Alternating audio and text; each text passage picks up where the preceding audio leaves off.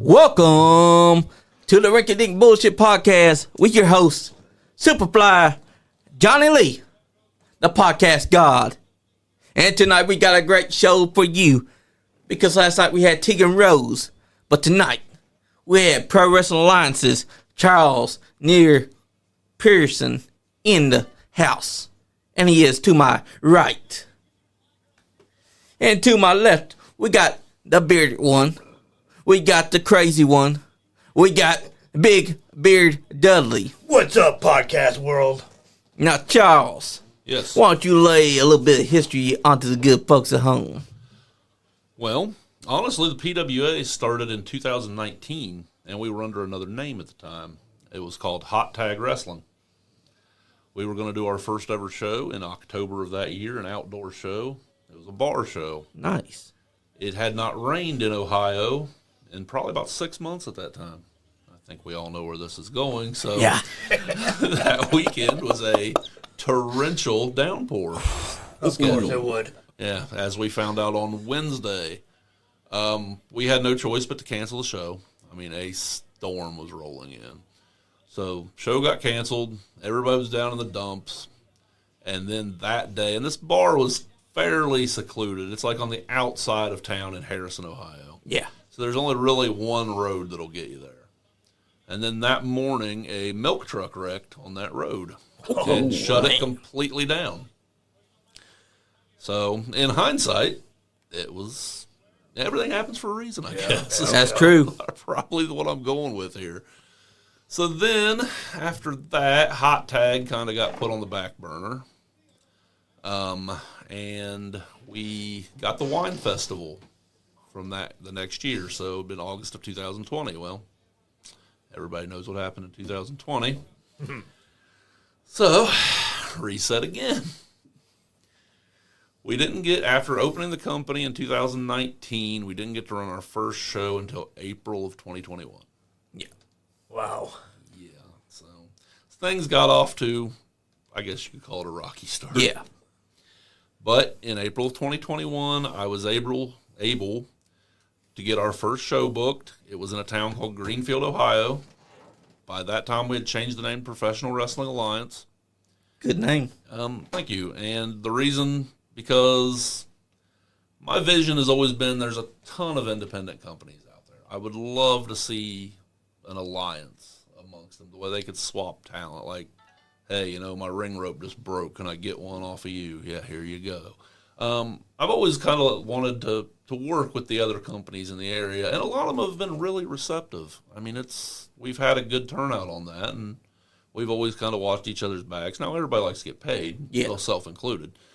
But, yeah, I've had really good return with a lot of the companies in the area. We work really closely with Supreme Wrestling right now.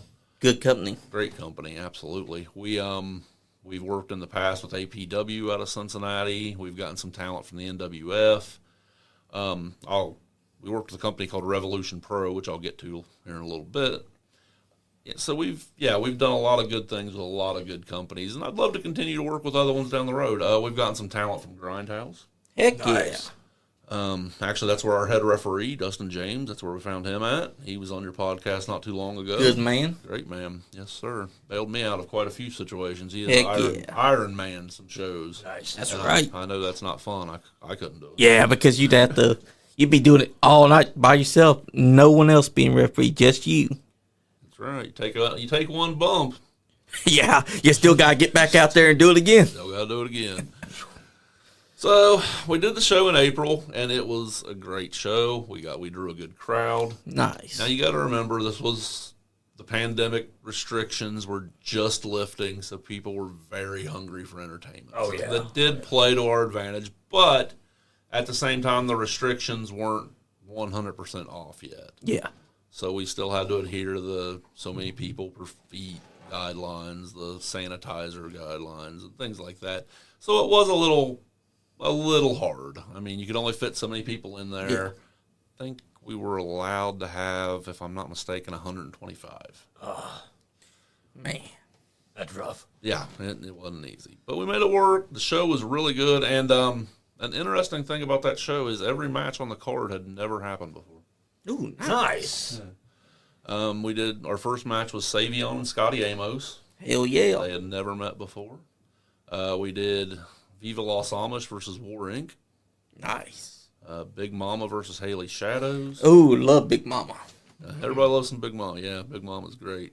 Current NWA Women's Champion. Yep. She's been in the PWA. Also current AMW Women's Champion. Yes, that is very true. Dual champion right there. That's right. And Haley Shadow's been around the block a long time. Yes, she has. And then we did our Battle Royal to crown the first ever PWA Great American Champion. Scotty Amos won that. Nice. And he was champion, I believe the total was 426 days. Nice. Champion for a long time. A little over a year. That's a hell of a run. That's what I'm talking about. He had a great run. And then we did the Wine Festival show, and that was, again, went off really well. Got a good crowd. Of course, it was free admission, so that didn't hurt anything. But yeah, Exactly. we had Congo Kong in for that show. We had Shane, Nice guy. Big old boy. Shane Taylor was in for that show. Nice one as well. And we had, some of our regular talent. We had Ben Hameen up from the New York area. Nice. He trained actually right here in Kentucky. Heck yeah. And had a great show. Everything went well. I got 2 shows under my belt at this time. I'm thinking, man, this is actually going a lot easier than I ever dreamed it would. So then we set up a show in October at the Elks Lodge in Cincinnati. It was called Food Trucks and Wrestling. Nice. That's a good name. Well, it was a great concept. However, Oh, no. The bell had to ring, huh? the bell had to ring. Yeah, at one point the dream had to end. Somebody had to wake up, and didn't get a good crowd. I had a lot of personal issues at that point, to where I probably could have promoted it better.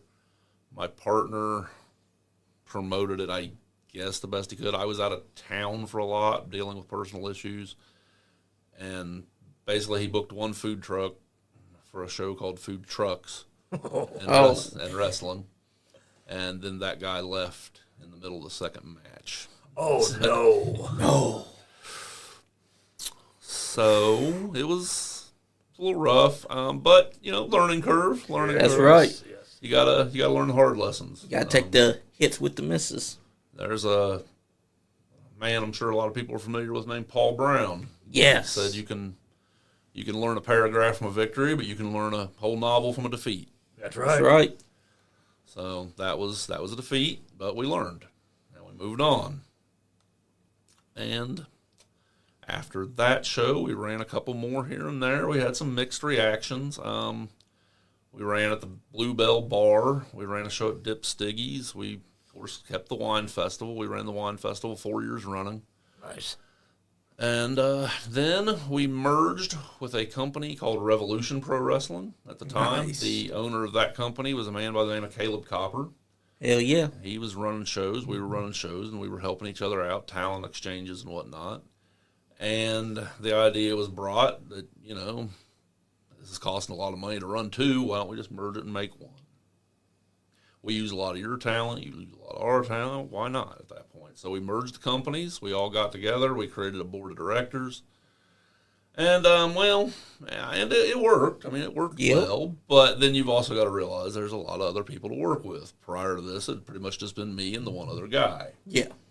And now you've got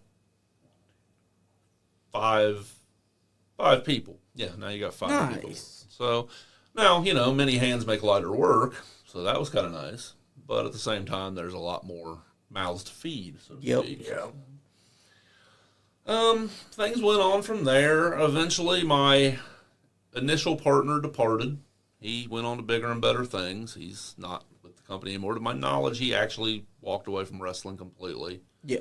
Other than I think he still has a radio show Nice. that he does. A few members of the board ended up resigning. Caleb is getting married. Actually, he just got married. He walked away to focus on his family life and his shoot job, and he's looking to retire in the next year, so he's trying to get as much time in as he can.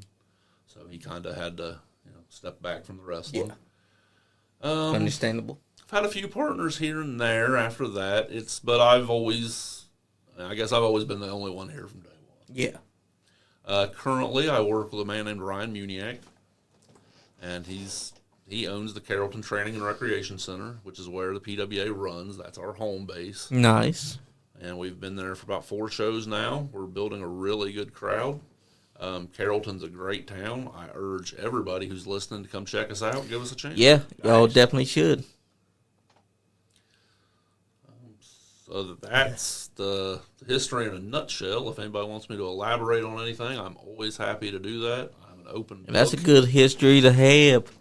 We had Tegan Rose in here last night. She's your Women's Liberty Champion. Our current Lady Liberty Champion. She is the 4th woman to hold that belt. Ari Alexander was the initial champion. Nice. That's a nice one to have as the initial champion. She took Savannah Sweet a little too lightly and ended up losing. Oh, the belt. yes, you're right. Savannah Sweet's another name that we've noticed because we first saw her in Bar Brawl Generation Next Pro Wrestling back in 2022. Back then, I gave her a hard time, but man, she impressed me when she was wrestling. Wrestling, I think it was Alexis Littlefoot that time. Okay. No, it was Larry D's wife that she was fighting that time, Paige. Yes, okay. And she impressed me that night. Savannah's a talent. She really is. She came out. We got her when she was very green. She just started at the NWF. Roger, pretty much sent her to us like, you got to give this person a shot. She worked on a show in February of 2022 for her. It was great. By July of 2022, she beat Ari and won the title. Hell yeah. That's because she improved over time. In a very short amount of time. Putting in that work. That's right. She did. She held the belt from July of 2022 until May of 2023. She lost it to Riley Matthews. Wow. Nice, another good name. And Riley, unfortunately, is going through some issues. She had to vacate the title. So that's why we had the match for the vacant championship at the last show, Heartbreak. Tegan Rose beat Shauna Reed, won the championship. Hell yeah, and Shauna Reed's another name that's good. I mean, so many names that people recognize that just 2 to 3 years ago was in PWA, and they've risen so high, and I'm so proud of all of them, and I'm just happy that I've gotten to work with those people and hopefully helped them just a little bit along the way. I feel like we could see a rematch down the line. Riley come back for her Riley Matthews come back for her title. I'd love to see Riley come back in, and the door is always open for Riley. She was a great worker and a great person to work with. Exactly, because she's one of those talents that start coming up. She's coming to her own. Because first time I saw her as well, again, Bar Brawl back in 2022, she worked not the same night as Savannah Sweet, but the next time that they had it. And she impressed me as well. Because she came in there, did her thing, and she made you think, this Riley girl has it. Oh, yeah. And that's something special with PWA. Because now we're starting to understand that PWA's here in Kentucky. We didn't know anything about this till now. Okay. And this is awesome to hear. And the fact that you've been running since 2019 and you had your setbacks, it's helped you along the way because now you know what to do, what not to do, and how to get it done. And a lot of us go through issues where we ain't got reliable partners or anything. I don't want to, I don't want to badmouth anybody. I wouldn't either. I can't say he wasn't reliable. He made mistakes just like everybody did. Yeah, we all make mistakes. Absolutely. But we also learn from them. Exactly. It's something that PWA has. You've learned and you've gotten better. And the talent that you've been bringing in. Everybody's getting to know some. Tell us a little bit about your champions. Eric Draven is our current Ooh, nice. champion. We know him. I haven't seen him in a while, man. He's good. He's great. Yes. He's a great champion. He won the belt in August of last year at the Wine Festival. Nice. He won it in a fatal 4-way with Vincent Slades, Eric Fallon, and Berto. Good people. Berto especially. Berto is one of my favorites to work with. I love working with Berto. That's right, because Berto is one of those guys that he's an inspiration. His character work, his crowd work, he is top-notch in every way. You will never hear me say a bad word about him. That's right, because Berto is the man. Yes, he is. Slades went into that match as champion. Good guy, too. He did not get pinned to lose. So See that? there's a viable rematch that could happen. Him versus Eric. I've always expected to hear something from him on that. So that shoe will drop one day, I'm sure. Pretty sure that he's got, guys like Condor says, he can get that rematch anytime he wants. All he's got to do is bide his time. And I know that's exactly what he's doing. So he'll be there eventually. I know he hasn't forgotten. I guarantee. Exactly, especially because he knows they wasn't pinned. Yep. And any champion that's never been pinned and they've lost their title, that's always going to be on the back of their mind. Hey, you didn't pin me. You're champion, but you're not the champion. It stings, definitely, especially considering who he beat to win the title. Ooh. Who'd he beat? Do you want to take a guess? Or I can just tell you. He beat Berto, didn't he? He did not beat Berto. Oh. It wasn't Berto? It was not Berto. Ooh. I forgot who else you said was in that match. There was nobody in that match, actually. That guy wrestled later that night. I'll just tell you. It was the current NWA television champion, Carson Drake. Oh, wow. Yeah, I was about to say his name, but it slipped my mind because Carson Drake is one of those guys that would definitely be championship material. And the fact that he held that title first before Slades, damn. That's a lineage. Yeah, Carson Drake was our champion. And he is the one that actually ended Scotty's reign. Oh, man. So our lineage is Scotty Amos, Carson Drake, Vincent Slades, Eric Draven on the Great American. That's a good lineage. Yeah. A lot of solid guys there. And currently at our last show, Heartbreak, one of our top guys, Benjamin Kamara, he beat Crazy Ed to be the #1 contender. Nice. So, we know Crazy Ed, definitely. If you don't know Crazy Ed, you definitely should take time to. Yeah, they definitely should. That's a talented man right there. That's right. I'll work with him any chance I get. I love working with Ed. And Benjamin, for that matter. Yeah, Benjamin is definitely a good talent as well. And NWF has a lot of great talent that should definitely, if they've not worked for PWA yet, they should definitely come to PWA and cut their bones through it. Because sounds to me like PWA is the company that's bringing them together and letting these stars thrive. Well, one vision I always had was I wanted to be a school to help people, help the under talent who had just started in the business kind of come up and kind of help learn their craft. And just the names I've mentioned, Savannah Sweet, she came to us early in her career. Carson Drake came to us early in his career. Riley Matthews.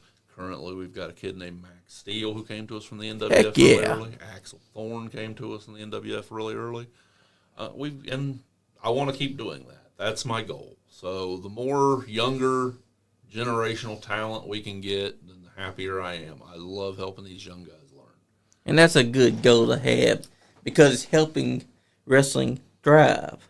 By helping them, you create more talent. You help them get bigger. You help them grow and find their footing in the business. Because there's a lot of them that need that guidance. And especially PWA. And if I was any company, I'd be reaching out to work with y'all.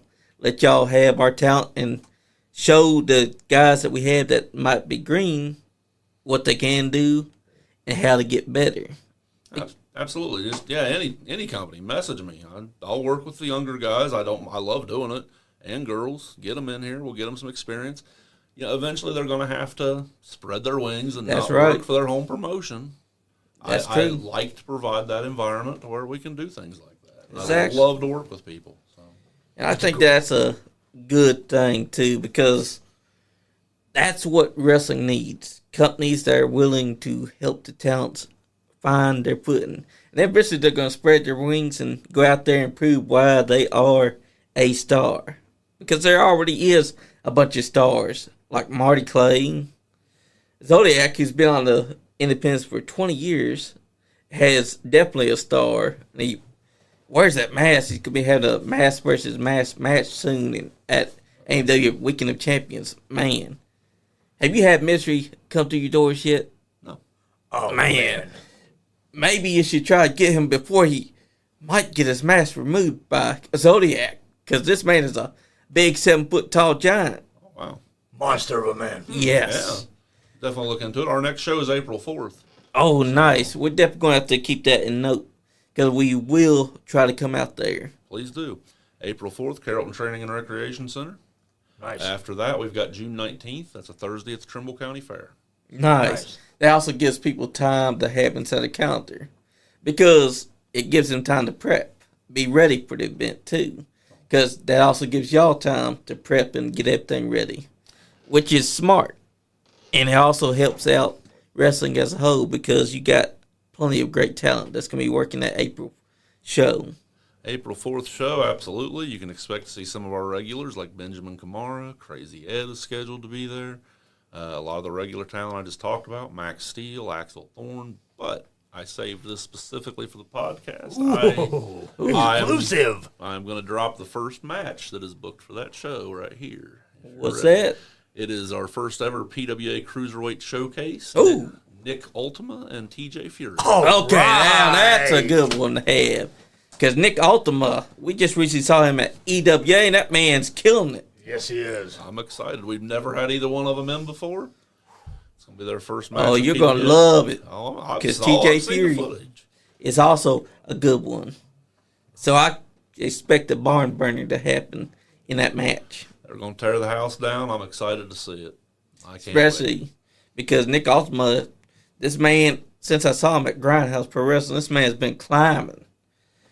And it only makes sense for him to come down to PWA and buy in the Cruiserweight tournament. And he's going up against a man like TJ Fury. That's a barn burner in the making. We're looking to expand and maybe get a cruiserweight division. This will be the first match towards that experiment, I guess. And Heck yeah. I think it'll go well. I'm excited to see it. And there's nothing wrong with experimenting because sometimes you got to experiment to find if it fits, if it works, and if you want to just change it up and switch it up a little bit. You always got to be willing to take that first step because you can't take risks if you're scared. Exactly. And I'm not scared at all about the match. These Exactly. two guys are going to tear it down. Oh, yeah. Oh, it is. Because both of these men, they have what it takes. Oh, yeah, absolutely. And I think that the fans of PWA should get ready for that match because these two are going to kill it. They're going to tear it down. They're going to make you want to see it again. And that's a great match to put on first. That's going to get the crowd right in. Yes, because remember, the opener always sets the tone for what to expect when you get through it. It absolutely does. And that's a myth I'd never understood, that people always thought the opener was an insult. I know, right?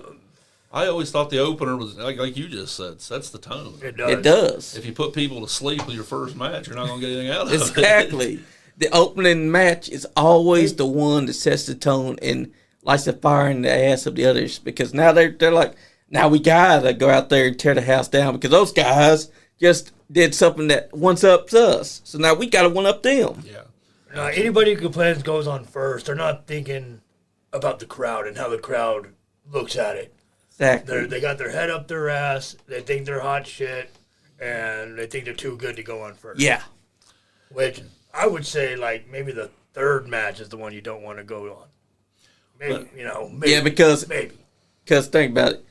If the opener and the second match were the show stealers, you're the third match. Now you got to sweat and think to yourself, how I'm going to follow those two.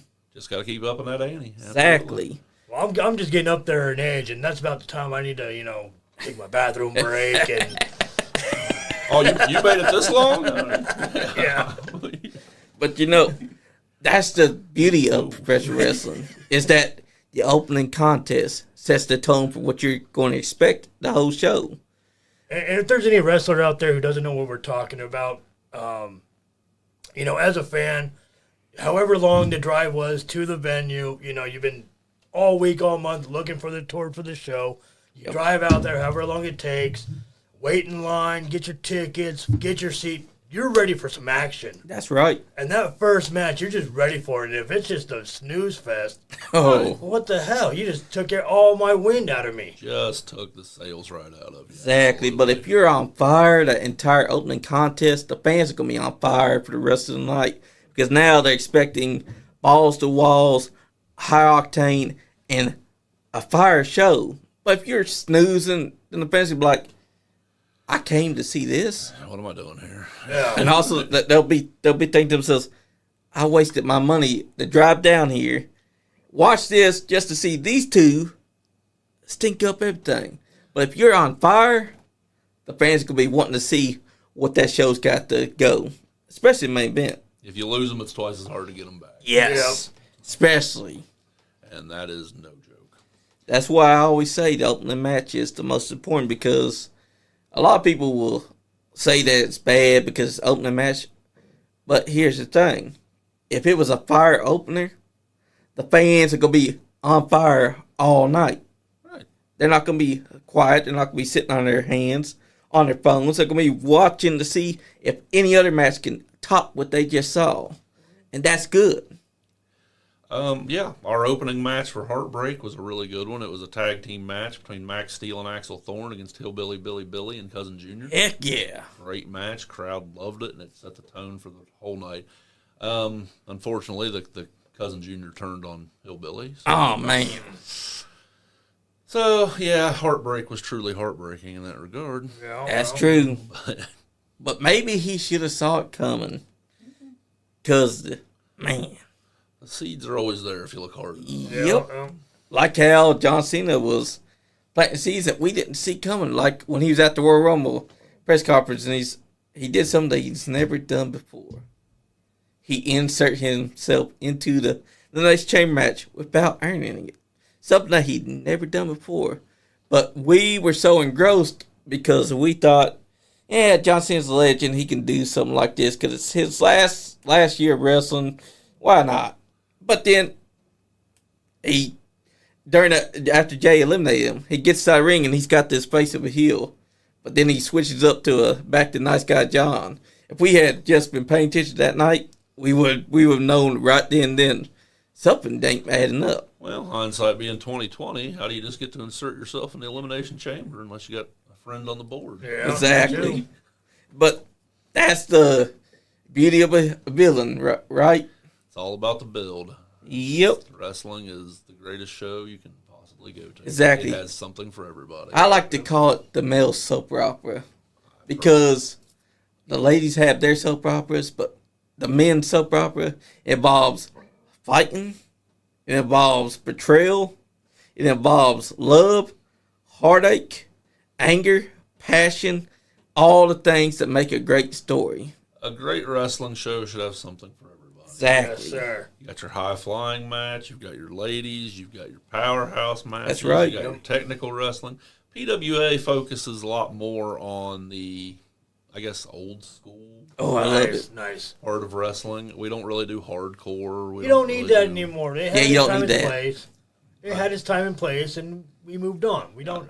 Yep. All this hardcore shit I see on YouTube now, man, I'm disgusted by it. I agree. It's actually, yeah, very 90s, which I love the 90s. I grew up Oh in the yeah, 90s. I do too. Yeah, I still love the Attitude Era. I still love all those hardcore matches and But you don't. the barbed wire and ECW back then. And It has its place, and there are companies that do that. And Yep. if that's what works for them, fine. But And there's companies that do death matches, but if that works for them, fine.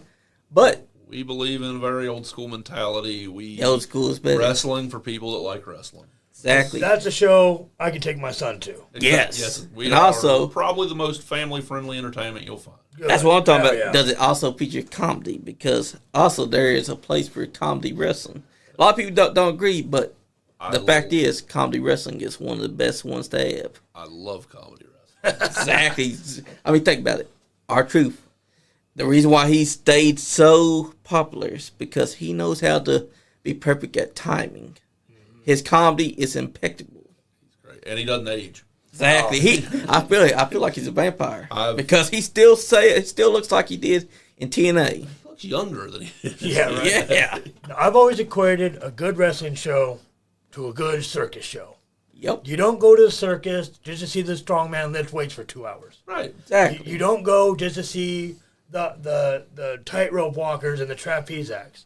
You go for it all. You go for the clowns. You go for the jugglers. You go for the tightrope, the acrobats, the strongman. You go for it all. Exactly. And Something that's- for everybody. Yeah, and That's what, right. That's what wrestling should be. It should be the comedy, It's the melting strongman, pot. the whatever. It should be all that. An entertainment buffet. That's Yes. right. Because the fans will love it. The fans come and they get their money's worth when you have all that. If you come and you don't necessarily like the high flyers, then you've got the women. Exactly. If you don't like the women, you've got the powerhouse. That's right. Something for everybody. That's what we try to do with every match. And that's what professional wrestling is. It's the melting pot because it has something for everybody. I feel people that say they don't like wrestling have never given it an honest chance. Exactly. No, they see two guys in tights rolling around. That's all they see. That's all they see. And everybody's entitled to their opinion. But no, you know what? You go back and you show them an old school Stone Cold promo. You show them a Dusty Rhodes promo. And they changed their tune real fast because we had a friend, TA. He fallen out of love with wrestling. He hadn't been messing with wrestling at all. We brought him onto the podcast, and he started getting back into wrestling. He started tuning in regularly, and he start coming on to the podcast, talking more about wrestling, making wrestling hints, and we're like, you're a fan of wrestling now. And then The Rock showed up, and he got even more back into wrestling. And now he tunes in regularly just to see if The Rock would pop up as well. That's the beauty of wrestling. A lot of people say that when the stars kind of stopped showing up is when they started tuning out. The Rock, Stone Cold, all kind of left around the same time. But one thing WWE's always been good at is they build new stars. Exactly. And when WWE's hot, it trickles down to the independents. That's always right. Has. Exactly. So right now is a very good time for wrestling. If you can't afford a WWE ticket, come out to whatever local independent show is close to you. It doesn't have to be PWA. Exactly. I'd love it if it was, but it doesn't have to be PWA. No, there's so many in this area. Lots of strong promotions running around. Cincinnati's a hotbed. Lexington and Louisville's a hotbed. And everywhere in between. Yep. You can find several independent wrestling shows every weekend. Take your kids. That's how I fell in love. My dad took me when I was 10 years old to my first wrestling show. Hell yeah. That's right. I've been in love ever since. And my dad did not like wrestling. He took me because they knew I wanted to go. What show was it? Was it a WWF? Was it a Memphis? It was a big-time wrestling show. Nah, he's from Virginia, West Virginia. Well, they're from Chillicothe, Ohio, in the West Virginia Ohio. area. Yeah, they were in Chillicothe at that time, but they were West Virginia, and I believe North Carolina as well. It was my 10th birthday, and my hometown, nothing happened. I was raised in a very small town. Yeah. So there was nothing going on. And which is perfect for a wrestling promotion. Go to the small towns where nothing's going on. You will have you don't have as big of an audience as you would in a Lexington or Cincinnati, but you will have the entire town there. And they'll all be salivating. Yes, because something is finally coming here. We've got entertainment coming in, and pro wrestling most of the time is one of the cheapest tickets you can find. You can go to you can take the family to a pro wrestling show for the price of a movie ticket. Yep. That's right. Yep. I mean, have you been to the movies lately? Yeah, I just did that last week. You can't go to a movie and be affordable. No. Well, you go to a wrestling event, it's affordable. $40, your whole family's in the door. That's right. Yep. And that's, I mean, PWA are charged $10 for adults, $5 for kids. And that ain't bad at all. That's just $15. Yeah, for you and your son. That's cheap. Go watch wrestling. Hey, if you and your wife want some alone time, drop the kids off. $10. Exactly. But it's good because WWE may have brought fans, but fans need to understand this. You don't need the stars to love professional wrestling. John Cena was not always there. You should have been loving wrestling because it's not about the stars. It's about all of the wrestlers. Like Eddie Guerrero. Like anyone that you've seen on Independence. Like Omega Dean. That's a badass right there. Zodiac. Our original Nice Guy Andy podcast champion. And all these people make wrestling. It's not about the stars. Because if the stars leave, you got stars that'll come up. That'll be the next stars. Just got to give them a chance. Exactly. Because when I watched all the wrestling fans be like, I used to love wrestling, but then Stone Cold up, I'm like, then you wasn't a wrestling fan. You were just a fan of the person. Right. Yeah. Casual fan, they like Stone Cold. Because a hardcore fan will love wrestling no matter if Stone Cold's there or Undertaker's there. Exactly. You're going to love what you're seeing because all the new guys have come up. They've proven that they can just be as good as Stone Cold Steve Austin, The Rock, and all them too. Because Stone Cold wasn't babyface for all his time because he was on top for, I think it was 6 years, and then he had to retire. Big run, even that big. I mean, he won the King of the Ring in '96. Yep. He didn't win his first world title till '98, which it was genius that they slow played that. Yep. That was all Austin's idea. Right And then he had to take a break at the end of '99. Comes back mid 2000 for the whole Triple H and Rikishi storyline. Well, who ran over Stone Cold? Well, Was on top for a little bit in 2001, but by 2002 is when he started to go downward until finally a quiet retirement in 2003. WrestleMania 19 against Yep. The Rock in Seattle. And then the funny thing is, The Rock ended up retiring just after that because he went to pursue movies. I was at Wouldn't that even go by WrestleMania, name. actually. Nice. That was Hell my yeah. first WrestleMania. I was in college. Hell Me and yeah. all my buddies flew out. Hey, that right there is generational. Did not even know it would be his last match. Stone Cold was my favorite at that time. Hell yeah. I had no idea it was Yep. his last match. And then Rock ended up following suit because he ended up retiring very young. He wouldn't even go by The Rock during his movie days. And then finally something changed. He's like, all right, now you can put The Rock inside my name. Well, that's because he was able to purchase the Rock name from Vince. Yeah. That's true. Yeah, in the beginning, Vince owned Rock completely, so he could only go as Dwayne Johnson. Well, That's true. or you had to, I understand you had to pay Vince like a mint just to put it on the poster. Yeah. Exactly. My understanding of it. But his retirement was early. He retired at 32. And then John Cena became the big face about 2005. Started his big thing. Then about 2007 is when The Rock comes back. They start their little feud, which had a bit of truth to it because it seems like, dude, you didn't want nothing to do with wrestling after you left it. And yet here you are. That's just the beauty of professional wrestling because The Rock, even if he wasn't acting heel, he kind of was heel. But at the same time, John Cena wanted to be a heel. That's way back. He even had the theme song and the gear made for it. And they were like, no, we need our bread and butter to keep on making that merch for those kids. So you're not allowed to be a heel. That's exactly right. Everybody says it's so much funner to be a heel. Oh, it is. I've always heard that. I've always heard that. I could see it. And the reason why is because as a heel, you're not restricted. As a babyface, you have to You have draw to a line. smile. You have to shake hands. And you have to walk. You have to walk upright. Yep. And you also have to do things that make the kids happy. Absolutely. But as a heel, You can do whatever you want. exactly, you can say, But- fuck Give them somebody kids. off. But Go there are piss some somebody off. people that love being loved. Right? Yeah. So, Yeah. But there's also heels that can't be hated.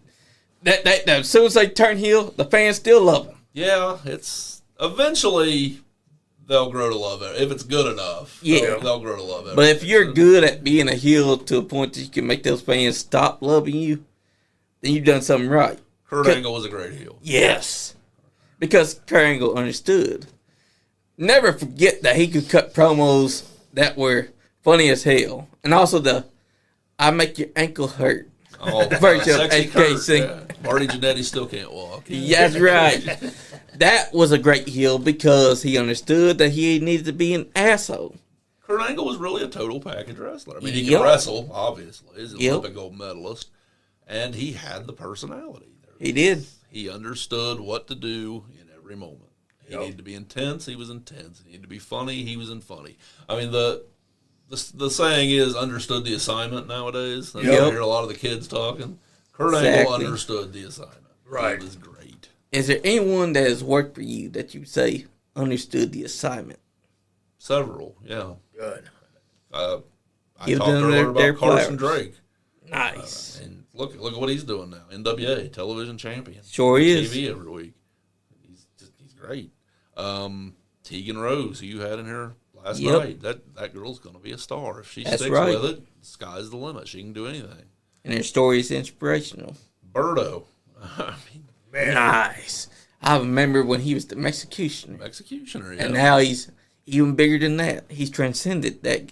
as good as that gimmick was, he did that well with that gimmick without that really even he wasn't into that. That wasn't his personality. It didn't let his personality shine, and he was still that good with it. Yep. So once he got a gimmick that was him, because I mean the best gimmicks in wrestling are just your own real personality with the volume turned up. Yep. Everybody Turn says up to that, 100. and there's a reason they say that because it's the truth. Yep. I met Carson Drake when he was a babyface running around clapping hands with everybody. I mean, that's great because he's got the look. Yep. You want to cheer for the guy, but he is his personality. Yep. He is an asshole by his own admission. And that's what you see right now, and he's great at it. Exactly. And that's something that you got to do. When you get a gimmick that you know that you are, you got to dial it up to 100. Got to run with it. Because you're basically putting yourself into that gimmick. Because Carson Drake, what you see is just him dialed up to 111. Oh, yeah. And he's like that when you're out with him, too. Like I said, Yep. maybe not quite as up. Yep. Right. But he'll be right there inside the middle. Yeah. But he's that person. He's That's everything right. you see on It's TV. me. That's the perfect catchphrase because it's him. Yep. Sure is. And I remember when he was wearing a cowboy hat just because. Mm-hmm. I remember it was in New South Wrestling. New South Wrestling had Carson Drake. One night, Carson Drake decides, I'm going to wear some cowboy boots. I'm going to borrow a cowboy hat. Starts calling himself Cowboy Carson. Yep. I mean, it worked for him because the fans were absolutely hating this whole thing because he was doing things that were annoying as hell. I can see that, yeah.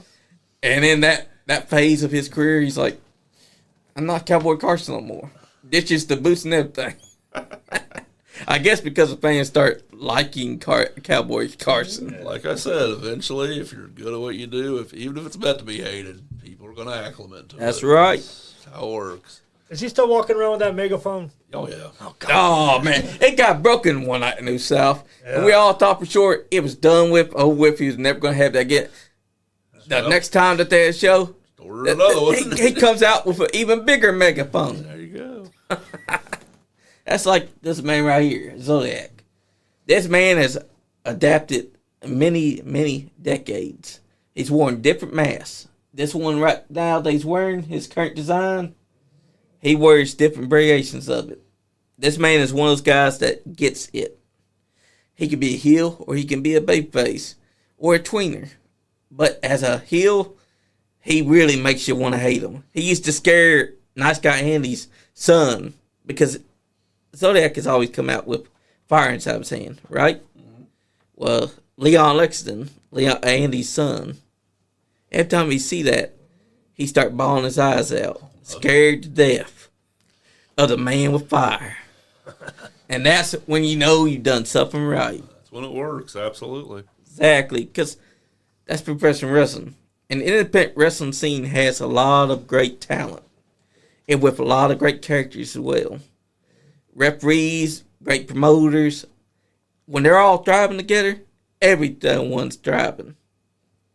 I think that a lot of people should reach out to PWA because that's a great goal that you have. Because it's going to help the greens that haven't learned yet learn to flourish all the way up to where they can say, I'm a star. That's what we want. I smile every time I think about it, honestly. That's right. And that's a great mindset to have. Because for the longest time, people didn't think Kentucky had wrestling. For some reason, even though they know Ricochet's on WWE or that, to them, they didn't think that Kentucky ever had anything good. We've had professional wrestling. OVW has been around for Exactly. years. Yeah. Exactly. And also, they didn't even realize that Randy Savage used to wrestle here. ICW. And yet, the people that have went to our shows and experienced our shows, nobody tried to stand up and say, hey, I've been to a great Kentucky professional wrestling like NWA, Mount Wrestling Association. I've been to all these great promotions.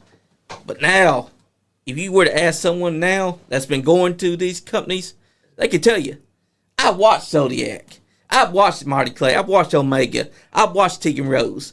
That's because Kentucky wrestling and Indiana wrestling, all these great promotions are doing a fire job at bringing the fans back.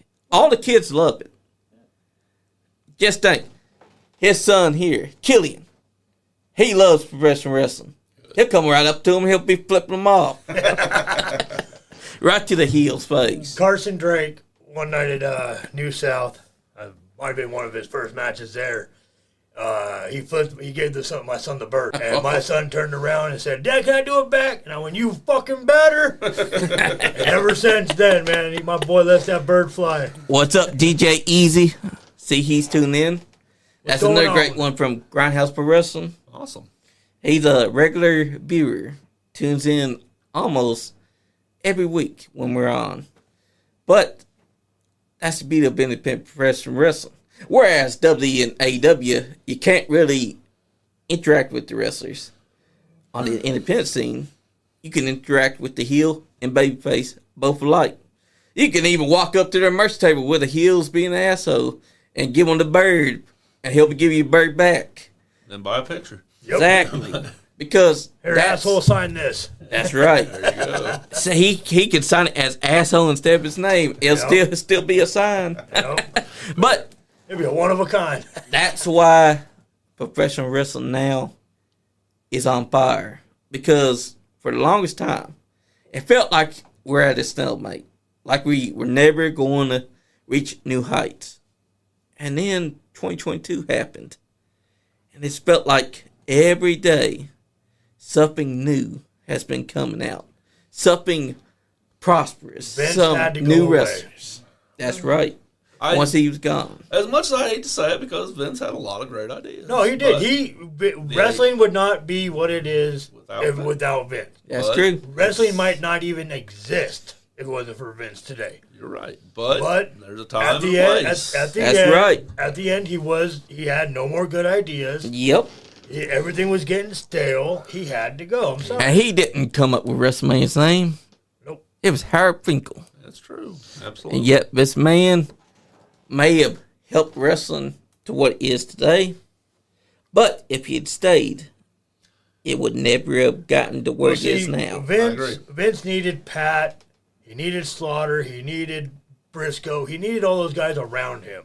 Because Vince doesn't know wrestling. Vince knows marketing. He knows entertainment. He knows Yep. marketing. All them Actually, other that- guys he's surrounded with knew wrestling, and all them combined, what made it what it was. The comedy of that story is every time he tried to do something outside of wrestling, it failed. miserably. Yes. Well, yeah. Every time. The XFL is proof of that. Well, I mean, XFL, with the the, World Bodybuilding. Yeah, Federation. the ICO Pro, he tried to do that with himself. He didn't surround himself with other guys from that business.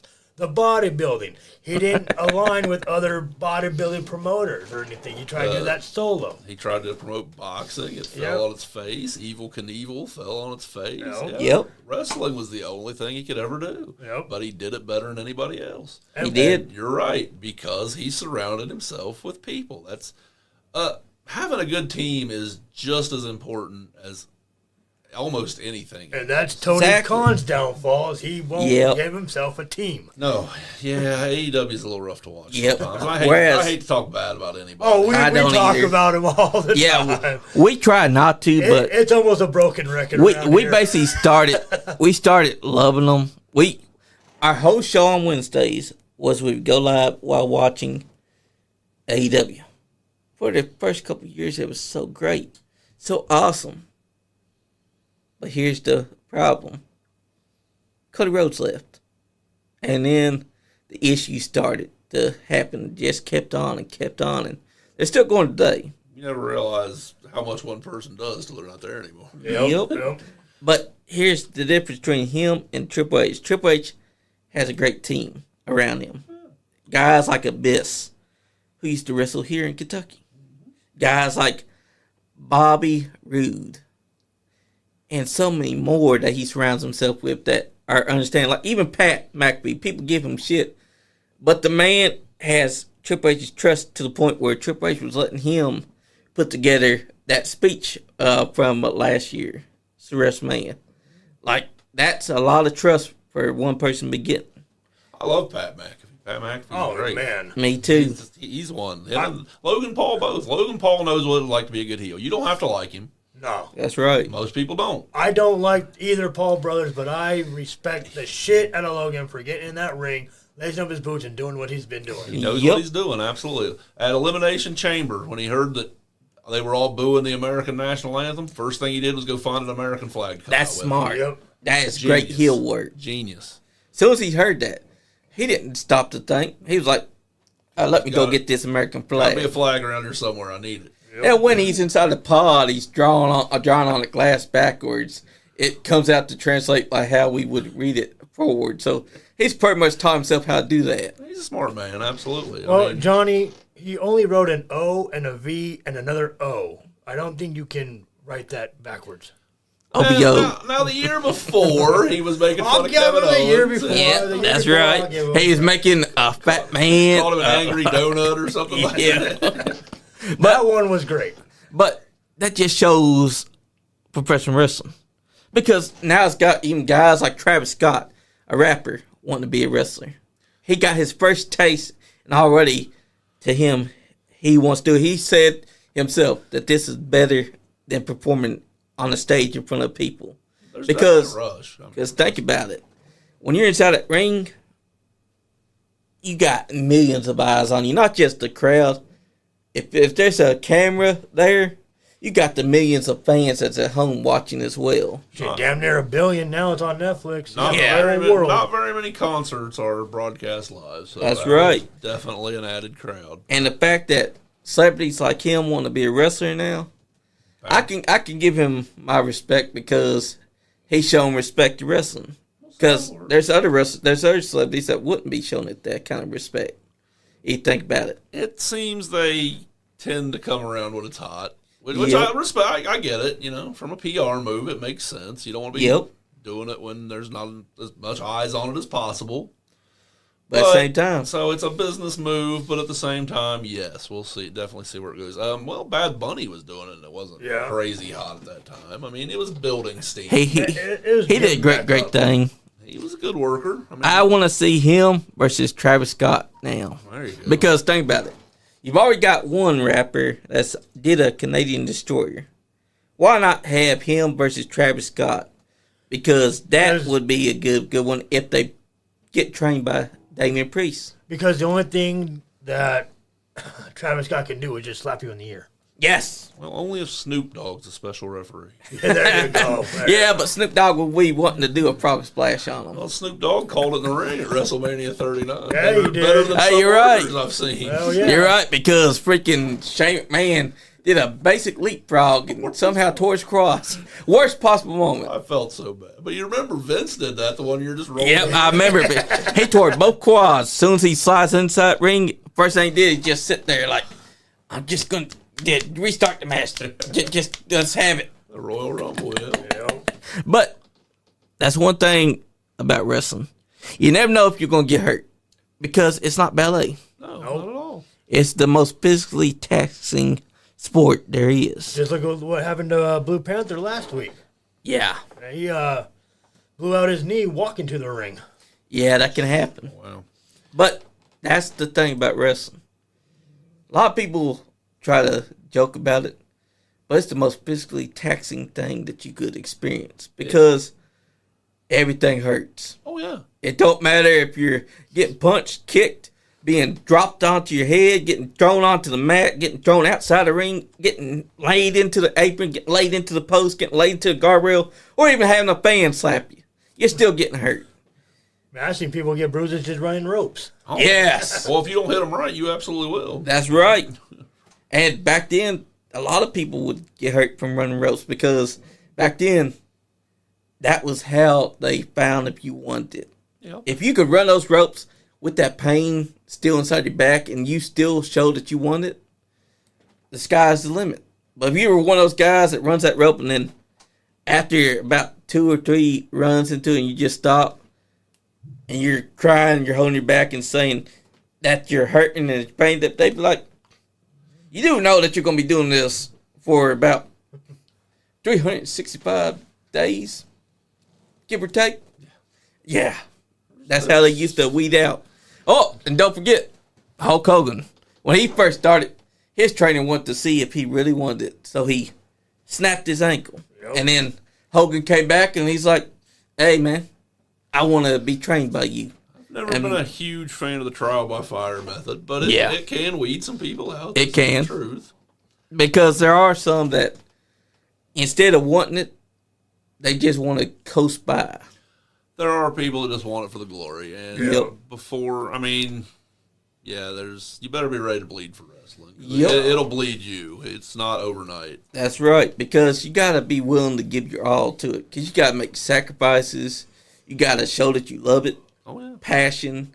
And the fans will, if they detect any amount of insincerity, they will tear you apart. Oh, easy, yeah. They can detect it. Absolutely, they can. Because look what happened with Goldberg and Brock Lesnar. They found out before the match ever happened that both men were out the door. And they tore that match apart. Yeah, I was actually kind of looking forward to that match. I was too. Lesnar could work. I was never a big Bill Goldberg fan. I understood the people that liked him, why they liked him. Yeah. It just wasn't my act. But Lesnar could work. So Yeah. I thought it was going to be a decent match. We did too, but a 20-minute stare down. But man, The only thing I remember of that match is Stone Cold stunning both of them. that's the only thing that the fans love. You know what's bad is when you're having a match and the referee's the guy that's getting the most love, and you're not even getting love at all. You're getting hated on both sides. That's when you know something went wrong. Yep. Well, that's what happens when you go in not caring. When you go into a match, you don't care. And They knew they were out of there. Yeah. Because if you think about it, that match was built up to be something bigger than what it should have been. Oh, yeah. And they came in there, didn't really care about making it big. They just want to get there, get the paycheck, and get out. The fans latched onto that, and they were like, all right, fuck you both. But then they see Austin. Yeah, Austin! The biggest pop of the night was him stunning both of them. Oh, yeah, easy. WrestleMania 20 was a good one, too. It was. Yeah. That was when The Undertaker came back as the hybrid Undertaker. Because contrary to what people think, when he came back, he was the American Badass and the Dead Man combined. Well, he hadn't grown his hair fully out yet. Yep. But also, I liked the short-haired version of the Dead Man hybrid because at the time, it looked wild when he's on SmackDown. He takes out the hat and he's got the bandana on underneath the hat. That was a wild visual. It worked. But I mean, the Undertaker just, again, he knew what he was doing. It worked for 20 years. And also, he understood how to adapt in the generations. Because as a wrestler, you got to learn what the people want. Because sometimes the cartoony stuff will work. But if you're out there working a crowd that loves raw and gritty, you got to adapt to that. Just like on the independents. When you're working out there inside the ring and the crowd is not showing any reception to you, you got to switch it up. Got to change something. Exactly, because that's how you adapt. You got to prove that you can adapt on the fly underneath that pressure. Now, don't get me wrong. One thing I've seen also, crowd can be quiet and still be engaged. That's true. It all depends on the match. look at Japan. Look at any Japanese match. The first time, I didn't know anything about the Japanese culture or how they viewed wrestling or anything. First time I saw a Japanese match, I'm like, does the crowd not want to be there? What are they doing? They Yeah. do it as, like But an art then- form, yeah. Yeah, but after I realized like how the Japanese are, and like you have to get them to react, so it makes your match have to be that much Exactly. But I've watched crowds that they're quiet. They cheer, they boo, but they're not like standing on their feet, standing on their chairs. Right. But if they're not on their phone, if they're not up walking around, if they're sitting down watching, they are engaged in what you are doing. And if you're telling a story, you want people to sit there and watch. And trust me. Now, there are matches that are made to get the comedy spots are made to get the cheers, and the false finishes are made to get the ohs. But there's matches, and you watch the crowd, they're quiet. You think they're not paying attention. They are hanging on to every move. Exactly. Just like the Japanese wrestling promotions. The Japanese love their wrestling. One thing that you'll notice that they show wrestling so much love and respect that when they're quiet, it's not because they're bored. It's because they're engaged in what the men are doing. Look at this match. Undertaker versus Hakushi. Hakushi's gimmick was that he was a dead man himself. fans latched on to this because it was a spectacle. The Undertaker, the dead man himself, versus an actual dead man martial artist. They worked the crowd so well that you could see the passion that the fans had for every move that they did. It shows. I love Takushi, actually. Oh, yeah. I was always disappointed he didn't get a better run. His matches with Bret Hart were great. Oh, yes. Man. Yeah. Great guy, because when he was there, he's one of those guys that was underrated. Him and Bret Hart worked great together. Of course, now he kind of hit at a down period. 95, 94, WWE was going through a transition phase. Yeah. So Yep. that probably didn't help him either. Yep. But yeah, it's almost like as soon as he got hot, he was gone. And sometimes that's a detriment because Hakushi had just started the dead man gimmick and then he was gone. The reason why he started the gimmick is because they were going to have a match with The Undertaker in front of the American crowds. Didn't happen. What did happen was the Japanese crowd got it.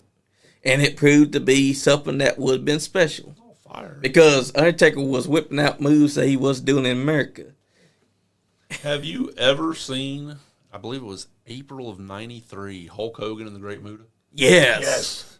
I never knew Hulk Hogan could do an enziguri. Right. Yep. Right. Because Hulk Hogan in America, he works a way more limited style. But when he's in Japan, this man is whipping out moves that you never thought he could do. Hogan can wrestle. He gets all the flack because he can't wrestle. He can wrestle. He It's can. not what his crowd wanted to see. So Reminds me of John Cena. Because remember, he was being booed because he was only 5 moves doomed. This man starts whipping out moves that you never thought they could do, from Hurricanranas to power bombs to other moves that you didn't think that this man even knew were existing. he stepped his game up. Yeah, He did. Well, we've always said, a wrestler, just because you can do a move, doesn't mean you should do the move. Absolutely. Brock Lesnar and the Shooting Star Press. Exactly. Oh, no. So when you get to Hogan, an enziguri doesn't work in America. Right. It doesn't fit his gimmick, doesn't fit the character. His wrestling style in America fit the Hulk Hogan, Hulkamania, gimmick. Get worked the whole match, wake up, Yep. 3 punches, clothesline, body slam, bootleg drop. And people That loved was it. his style. Stick to People the make formula. fun of it now, but it worked for 20 years. It did. A lot of people don't understand that in wrestling. You don't have to do every move inside the book. Don't have to kill yourself every single night. Exactly. That's what they don't get in AEW. Exactly. Yeah. And Yeah. on independence, a lot of people could understand this. You don't have to work every move.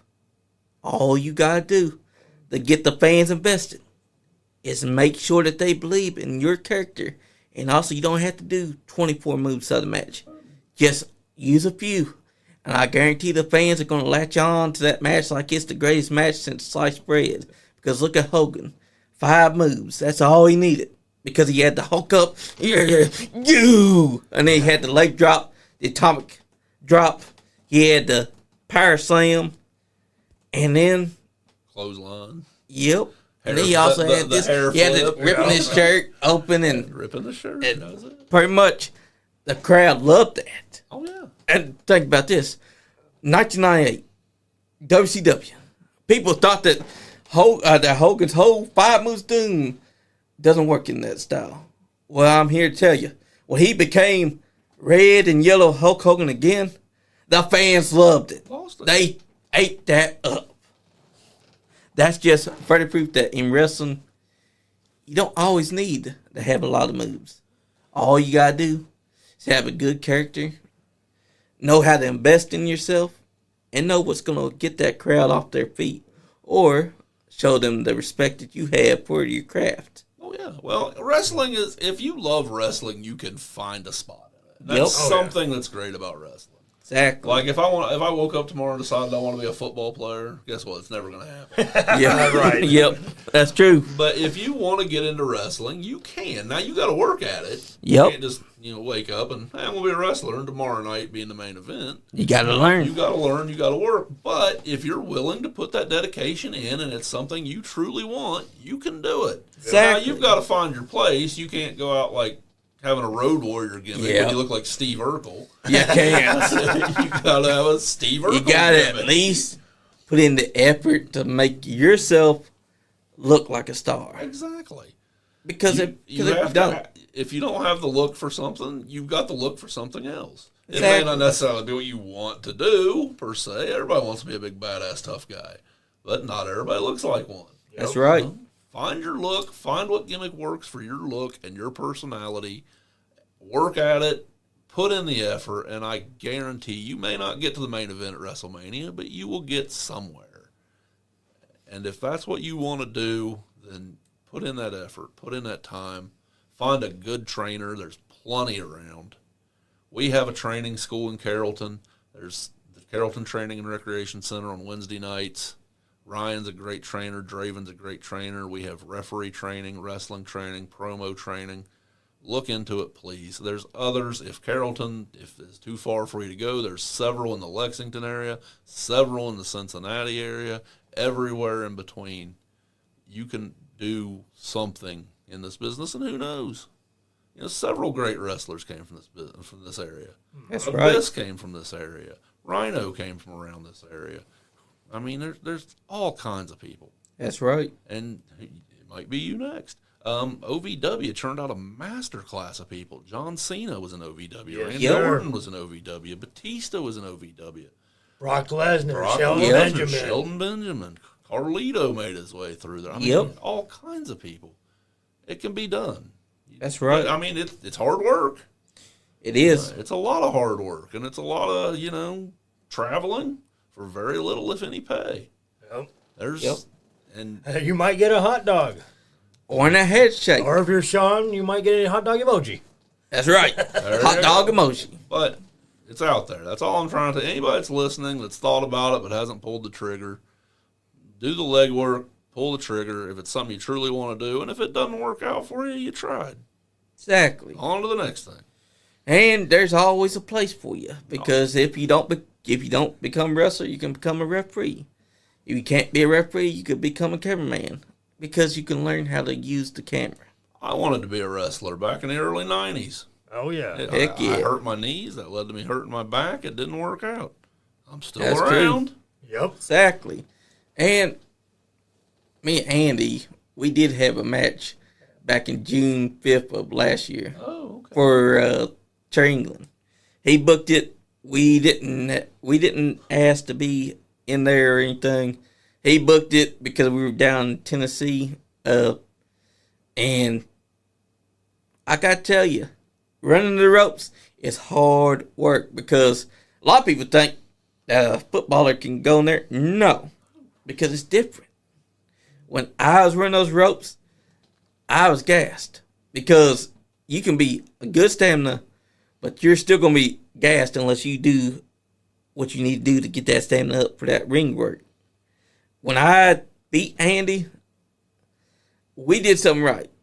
A lot of people, they may think that we were mocking the business, but that wasn't it.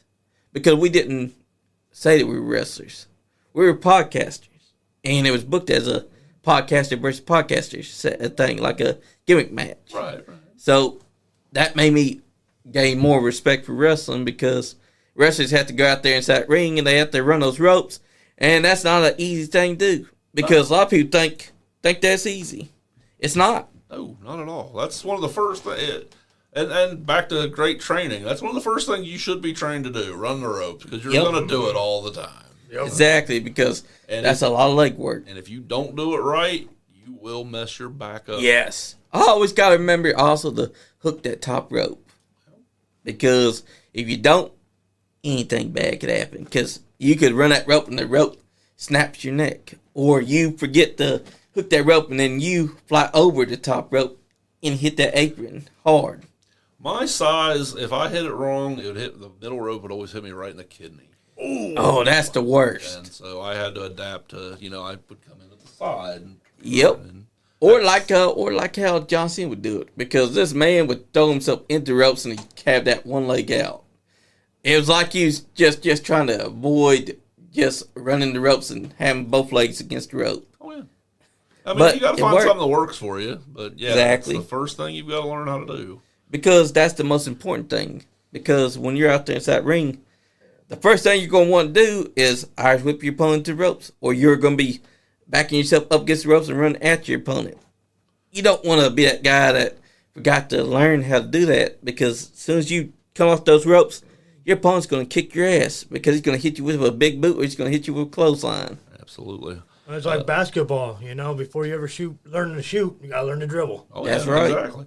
There was we were running a show in Zanesville one night, Zanesville, Ohio. Good place. There was a guy that just came up to me and he wanted to learn how to wrestle, and I told him what to do and just kept talking to me about his gimmick. He wanted to be a Viking. I heard about it all night long, I love to interact with fans. Yeah. I love it, but sometimes you can only take so Yep. much about the same thing. Yeah. And so finally, I'm like, man, no one cares about your gimmick. Learn how to do your fundamentals. Learn how to work. Your gimmick is the last thing you need to be concerned about. Yep. Exactly. That'll come at the end.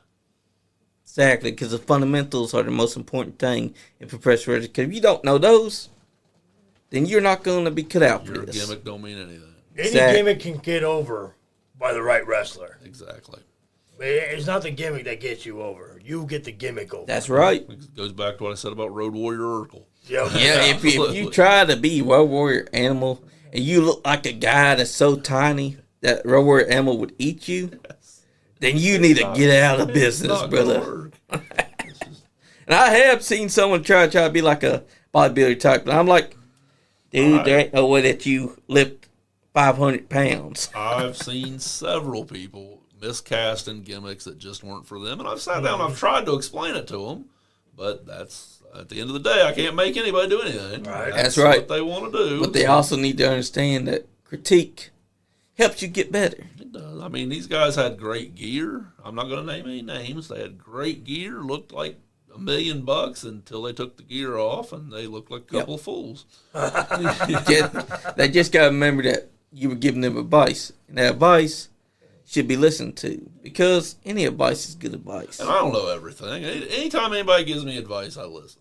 Yep, Just because like I love help when it comes to, like, if somebody suggests a story, I may not necessarily use it, yeah, but I always appreciate the feedback. yep, And most of the time, you take, like, say, if you were to suggest something, I would take pieces of that, Exactly. put it together, and that's what makes That's it. the best way to do exactly. it.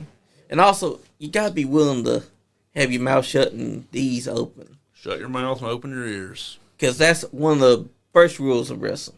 You want to learn how to wrestle, you first gotta be willing to shut up and listen.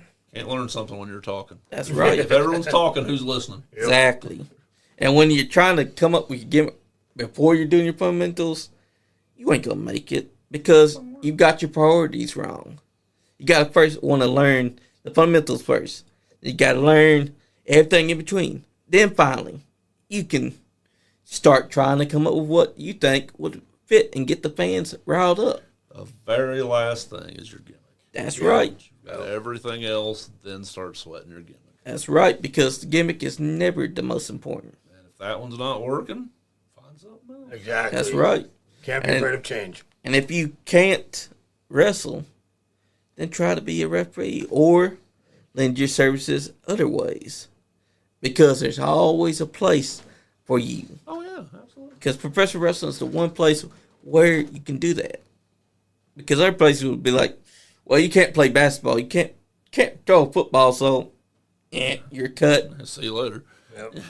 Exactly. But when you're in wrestling, you can either become a referee, you can become a commentator, do camera work, do leg work, assistant work, anything that fits and is helpful. Manager. Exactly. Yep. A manager's a good deal. Good managers are kind of being phased out lately, but they're such an important part. They of are. I Especially love a for good guys that manager, can't talk. man. Exactly. I love a good manager because there's some guys that cannot talk, so they need someone that has a charismatic voice that will talk for them. People got to have a mouthpiece. That's right. Some just do. If you can work, but you can't cut a promo, yes, absolutely. Find somebody that can. There's your manager. One of the greatest managers was right here in Kentucky. Gentleman Jim Chadwick. And no one can top that man. That man once went toe-to-toe with an ECW guy, and when the way were done, the ECW guy asked him, who writes your stuff? And Jim Chadwick told him, it's off the cuff, baby. Which is true. Oh, the best stuff's organic. I mean, absolutely. Exactly. And that's why managers are so important. We need more of them. We do, absolutely. Yeah. And that's just, it's kind of a lost art. Not a lot of people want to do it. My favorite managers right now is Scott Diamond and Showbiz from Grindhouse because they know how to talk. I'm a fan of Lemon Juice. Yeah, but Lemon Juice retired. Oh, did he? I didn't Yep. see that. He died. He got bit by a hooker that he was seeing, and This is... yeah, Okay. He retired. Did he die first or did he retire first? he died first, and then Then he he's retired, gone. which, yeah, it'd been Well, I mean, that kind of goes hand in hand. I'm dead, but I'll be there. It was a strange time It for sounds sure. quite like it, yes. Because when I first saw it, I was like, "What are you doing?" Lim just kept on talking about a bite on his neck, and I guess he's gonna go for a vampire into his character because Sounds like you got it. because he was telling Carmack, "Yeah, I was with this lady, and she kind of bit me, and I ain't been feeling so good." I'm like, "Oh, so that's how it's gonna end." And that's how it ended. But that's because sometimes you get burned out, right? So it was understandable why he left the business for Yeah, a while. because he died. Yep. So if he does return, From the dead? yep. I mean, he is a vampire. Okay, all right. I mean, get bit on the neck, that pretty much tells you what's going to happen. No way can he come back and be like, I'm fine. I'm good. He's got to be like, Big bite mark. I'm dead. But that's the beauty of wrestling. Even that can happen, and you come back from the dead. Yeah, anything can happen in wrestling. I mean, think about it. We had a undead Western mortician, also a dark wizard, as he is. We've also had a man that likes arson, like Kane. We've also had a guy that's got a flock and says, "What about me?" Quoth the Raven nevermore. We've had superheroes in there. Yes. We've had our troop who hot tagged inside Royal Rumble. Went Because into the wrong Royal Rumble. he's also had a ladder match during the Royal Rumble as well. And everyone's got like, "Truth, this ain't a ladder match. You're not involved in this." But Or he challenged Heyman yes, in the Rumble. and that also broke Brock Lesnar because Brock Lesnar was not expecting that. Nope. You actually see Brock Lesnar break character because he starts slapping for real. That's just how good our truth It's is. one of the best, and he is underrated, but he That's does the right. characters so well. And he's been around forever. Oh, man. Yes. I remember Kate Quick. Hey, quick. Yep. K Quick. Yeah, hanging out in the locker room with the Road Dogg. I remember him when he was the first black NWA champion. Yep. And I also remember when he was Killers. smoking a cigarette. Takes it from a fan and lights one up on TV. And I'm like, oh, so we're doing that now. Yet people think that Travis Scott is the first one to be doing something like that. Well, everything old is new again. That's true. Except in Travis Scott's case, I guess I can give it to him. He was smoking weed instead of a cigarette. So it was a little different. Gimmick. Yeah. Yeah. They didn't totally steal his gimmick. But then he had a sage during Roxette Cena's heel turn. I'm like, are you okay, brother? You got sage out there lighting it up and must have been trying to cleanse himself of the evil that was about to happen because then he saw John Cena kick the man inside the nuts, beat the hell out of him, do all that, bust him open, and then this man slaps him inside the ear. It was a great ending. It's been compared to the Hogan heel turn. I don't think it was there. I don't It wasn't. think, you know what? I think the newer generation and the internet fans think that it's on par. I think it's this generation's Hogan heel turn. Yeah. It is. I'll give you that. It's this generation's heel turn. But It'll not never, today. It's still nothing will ever be Bash the Beach 96. no. Because there And- was trash being thrown into that ring. Well, there was the internet was in its infancy, so Yep. nobody knew. Exactly. They were able to keep it quiet. Yep. And that it worked. You can't do that with anything anymore. Yep, because nowadays you got these fucking live streamers that want to go, oh, he's definitely going to turn heel. Well, I I mean- have a feeling of it. And with Hogan, you didn't know until the final second. Yep, right when he did the leg drop on Macho Man Randy Savage, that's when you're like, this guy ain't my hero. He just turned on us. He's the third man. The fact is, though, wrestling has a place for all of this. You can have a superhero, a supervillain, a mad scientist, a vampire, a undead Western mortician, a zombie Jesus, a wizard, any kind, because it all makes sense. Because wrestling is the only medium where storyline. Inside this bubble, you can do whatever you want. Exactly. And a lot of people don't understand. That's the magic of wrestling. It is art in its purest form. Because you can make anything matter. You can make anything connect with each other. Like Undertaker and Kane being two different shades of the same coin. That is why professional wrestling is so beautiful. Because a lot of things can happen. R-Truth went from being NWA champion to being what he is now. And he's even more over. Because all he had to do is show his comedic side. Because his timing is impeccable. Nobody is more funnier than Truth. His Judgment Day stuff was pure. Oh, yes. The fact that he kept on acting like he was still part of them, even after they whooped his ass. Walk up behind him. Yeah, I loved it. I loved every second of it. That is the beauty of wrestling. It allowed him to showcase that side of him. People see it as downgraded. I don't. I see it as something that allowed him to continue to prosper because he's still growing. Oh, yeah. And his comedy is still funnier than ever. I'm hard pressed to think of somebody that's done that act better on the same. Yeah. That's why I think. That's why I think. Why don't we have that kind of comedy on the independents? We need someone that can do that and keep his career going like that. Because think about it. If we can get someone like that, like an R-Truth, and he's funny as hell, and he keeps on finding new ways to make that work, we got something that's everlasting here in Kentucky, and also here in the independents. So why ain't we found something like that? Well, they got to be out there. You're 100%. Yeah, they got to be. They got to be out there. But it's always been the saying: a billion people in the world in the NFL can only find 32 people that can play quarterback. Yep. That's true. So it's the same thing. You have a billion people in the world. There's got to be somebody else that can do the comedy. If there is someone that can do that, maybe one day they'll crop up into wrestling, and we'll be like, "Hey, we predicted that." Somebody's got to find them first. That's all it takes. But that's the thing about wrestling. People that haven't watched wrestling, they don't understand.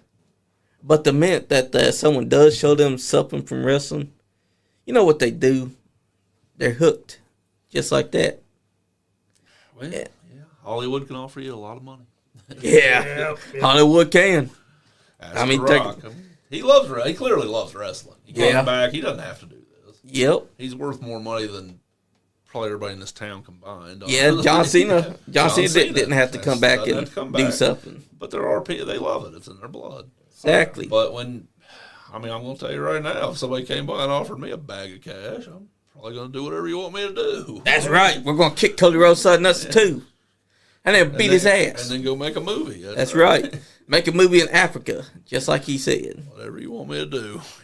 That's right. Because that's the thing. People hate on The Rock being back, but what they don't understand is that he don't have to do what he's doing. No, not at all.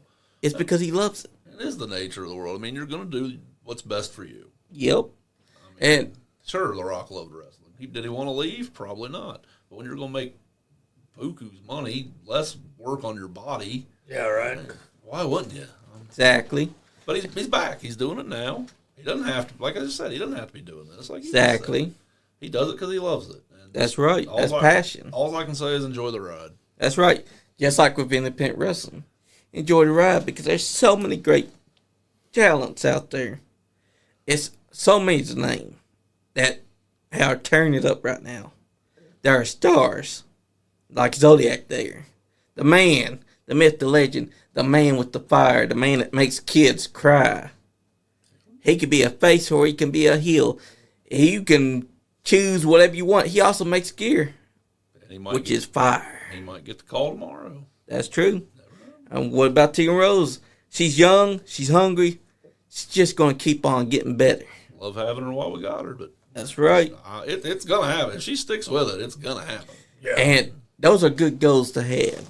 Because if you get into business just thinking, oh, I'm never going to go anywhere, I'm just going to be stuck here, then you're not going to go anywhere. But if you got ambition and you're thinking to yourself, I think I can go to WWE. I think I can go to AEW. They love me. Then you're going to go far because you believe inside your heart of hearts that you are a star in the making. But I have seen guys that have come into the business and their first thoughts are, I'm not going to make it. I'm just here. I ain't winning nothing. If you think like that, then you're not going to go anywhere. You're right. You're not going to go anywhere. Absolutely. That was Undertaker's first 6 years in the business. Yep. Because, don't get me wrong, some people get in this not with that aspiration. yeah. They just like wrestling. They don't Yep. want to go all over. And that's the okay. world. That's perfectly fine, yeah. And then there's the ones that will already have inside their head that they're not going to make it. Because they see that they're losing, and for some reason they think losing means that they're losers. Stone Cold Steve Austin never beat Bret Hart. Exactly. Who came out on top of that feud? Yep. I mean, Yeah. you don't have to win to win. That's right. You just have to do the best job. Because that is something that sets you apart. You don't have to win all the time. You can lose every match. You're still going to be coming out on top because the fans love you. Dominic Mysterio could go out and get beat up every single night and will not lose an ounce of That's someone that changed fan perception because think about this.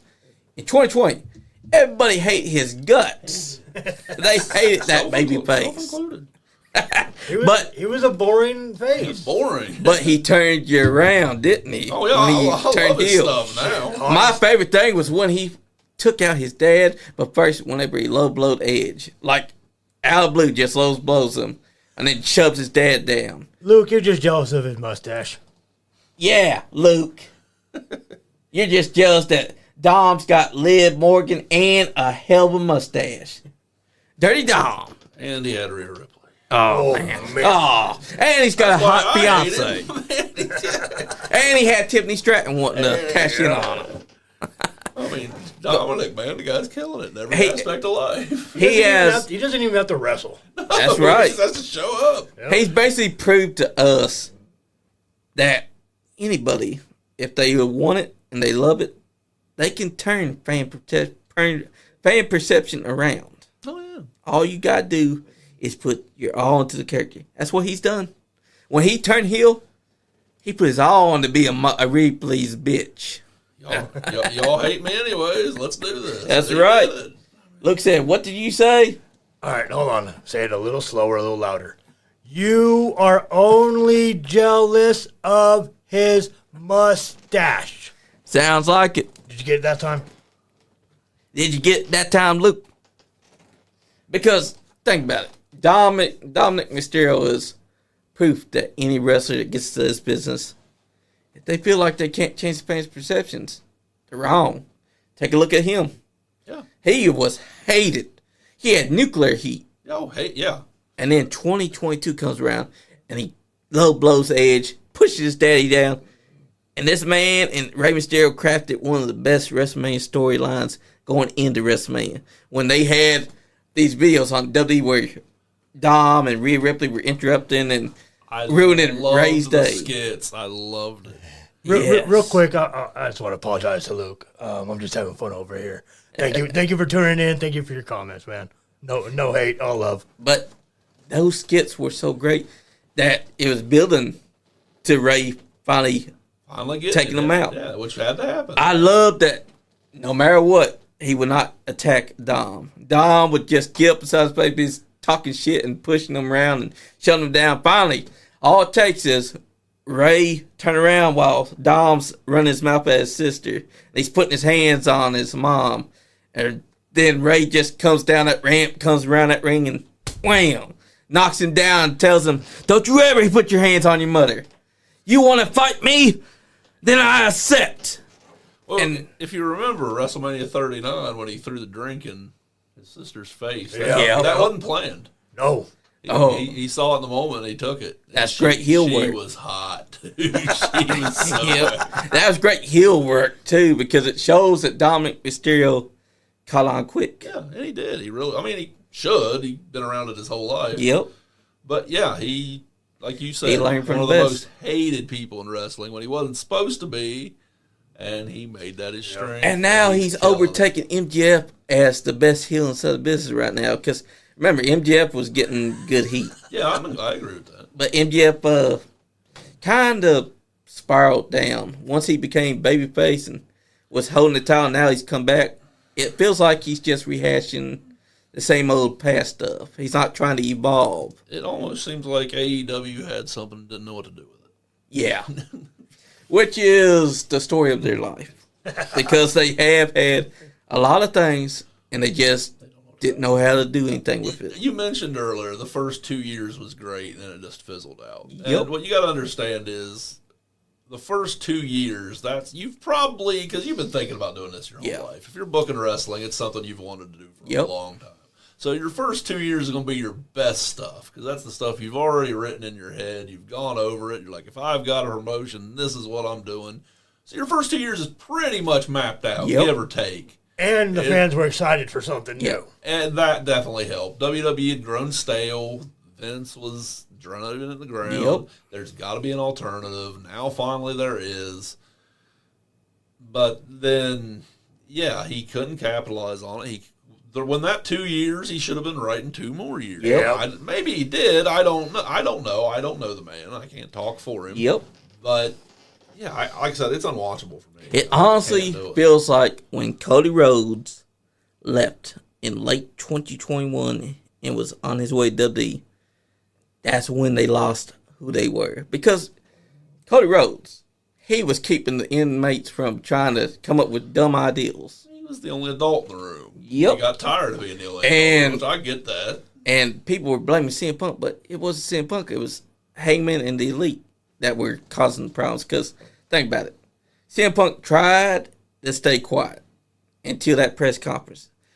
And then he gets asked about Colt Cabana when that shouldn't have been a question asked. Right. And yet it was thrown at him. Finally, he's like, you know what? Fuck it. I'm tired of this.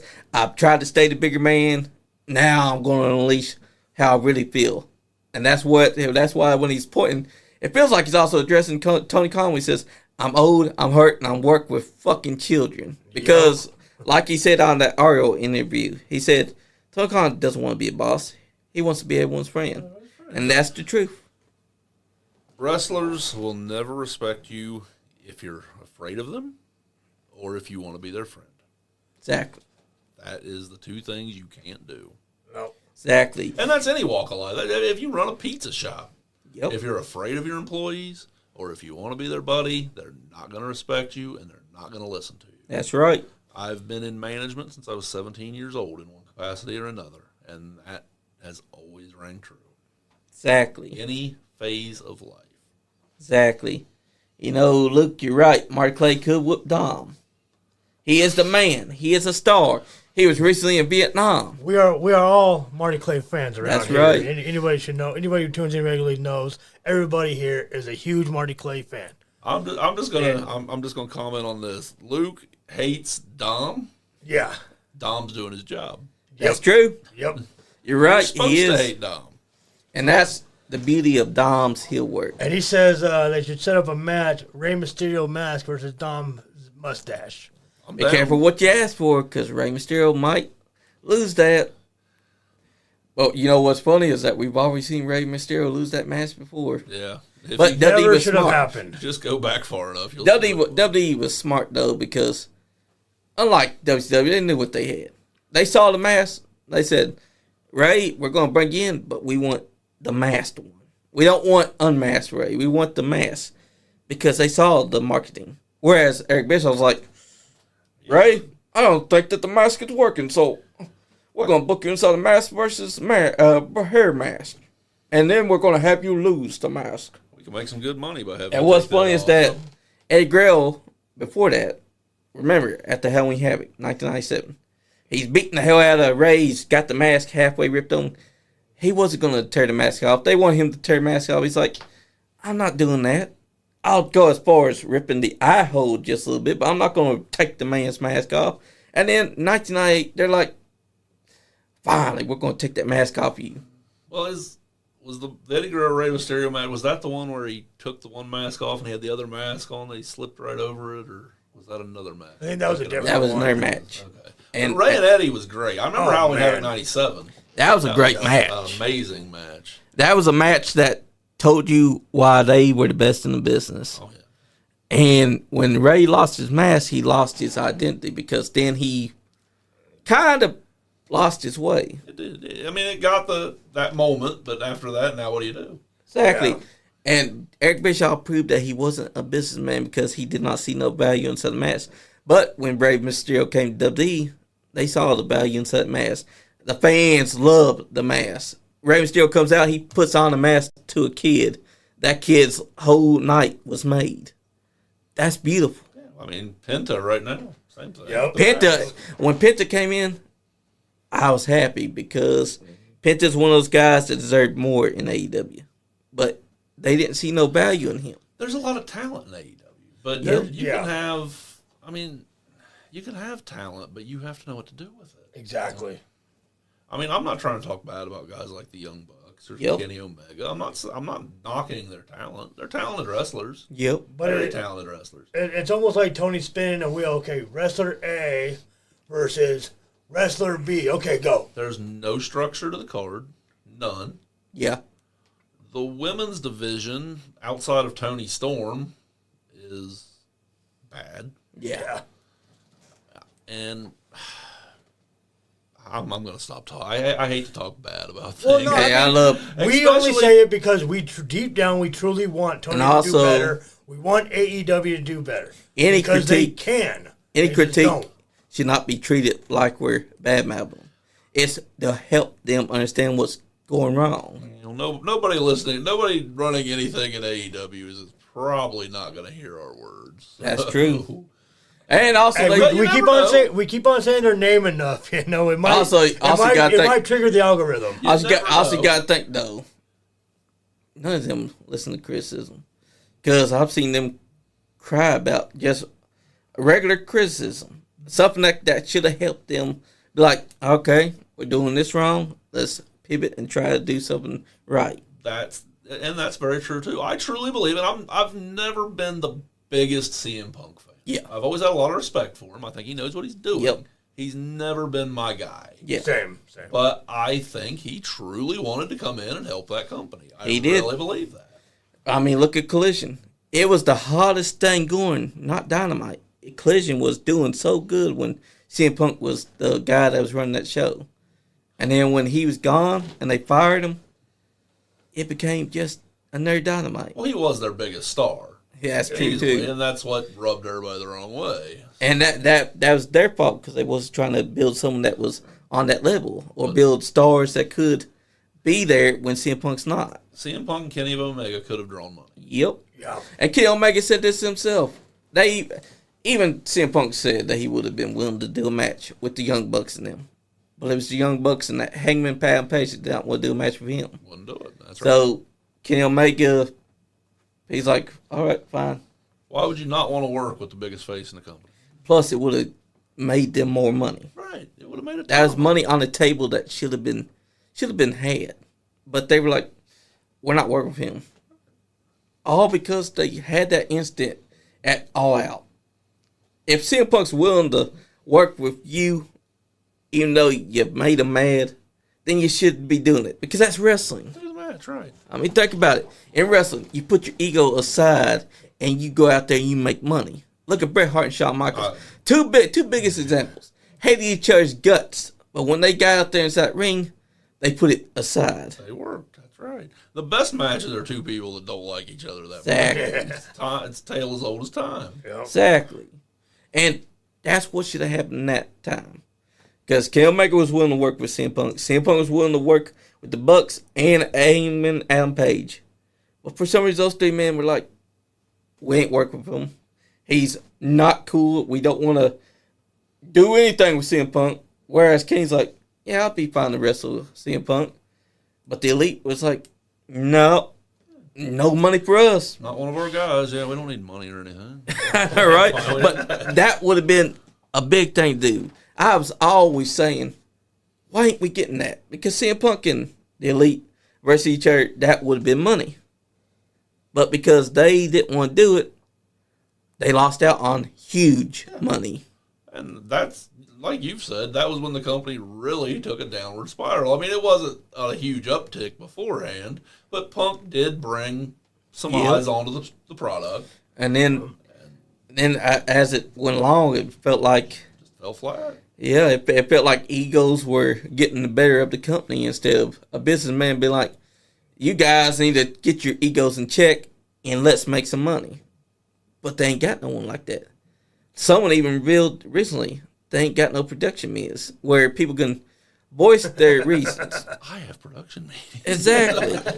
You got to have a production meeting where you guys can come together and put a great show on. You don't know what you're doing. That's a lot of why Raw had the problems it had back a few years ago, because they changed the script all the way up until during Showtime, from what I heard. I don't know how true that is, but I can believe it. Yep. Because some of that stuff didn't make a damn lick of sense. It did. Especially when Vince McMahon would come in and be like, no, we're rewriting this all the way until the show starts.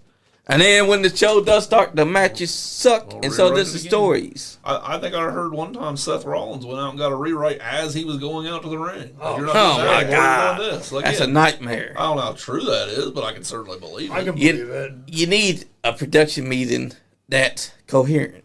And I don't think the AEW has that, because per Tony Khan's admission, he's the one that does the booking. He's the one that does the main writing. He needs help. I mean, everybody needs help. I mean, I'll take help anytime I can get it. Exactly, because if you have help, the show can run smoother. I don't know everything. Nobody knows everything. Exactly. Vince McMahon, you can talk bad about him all you want.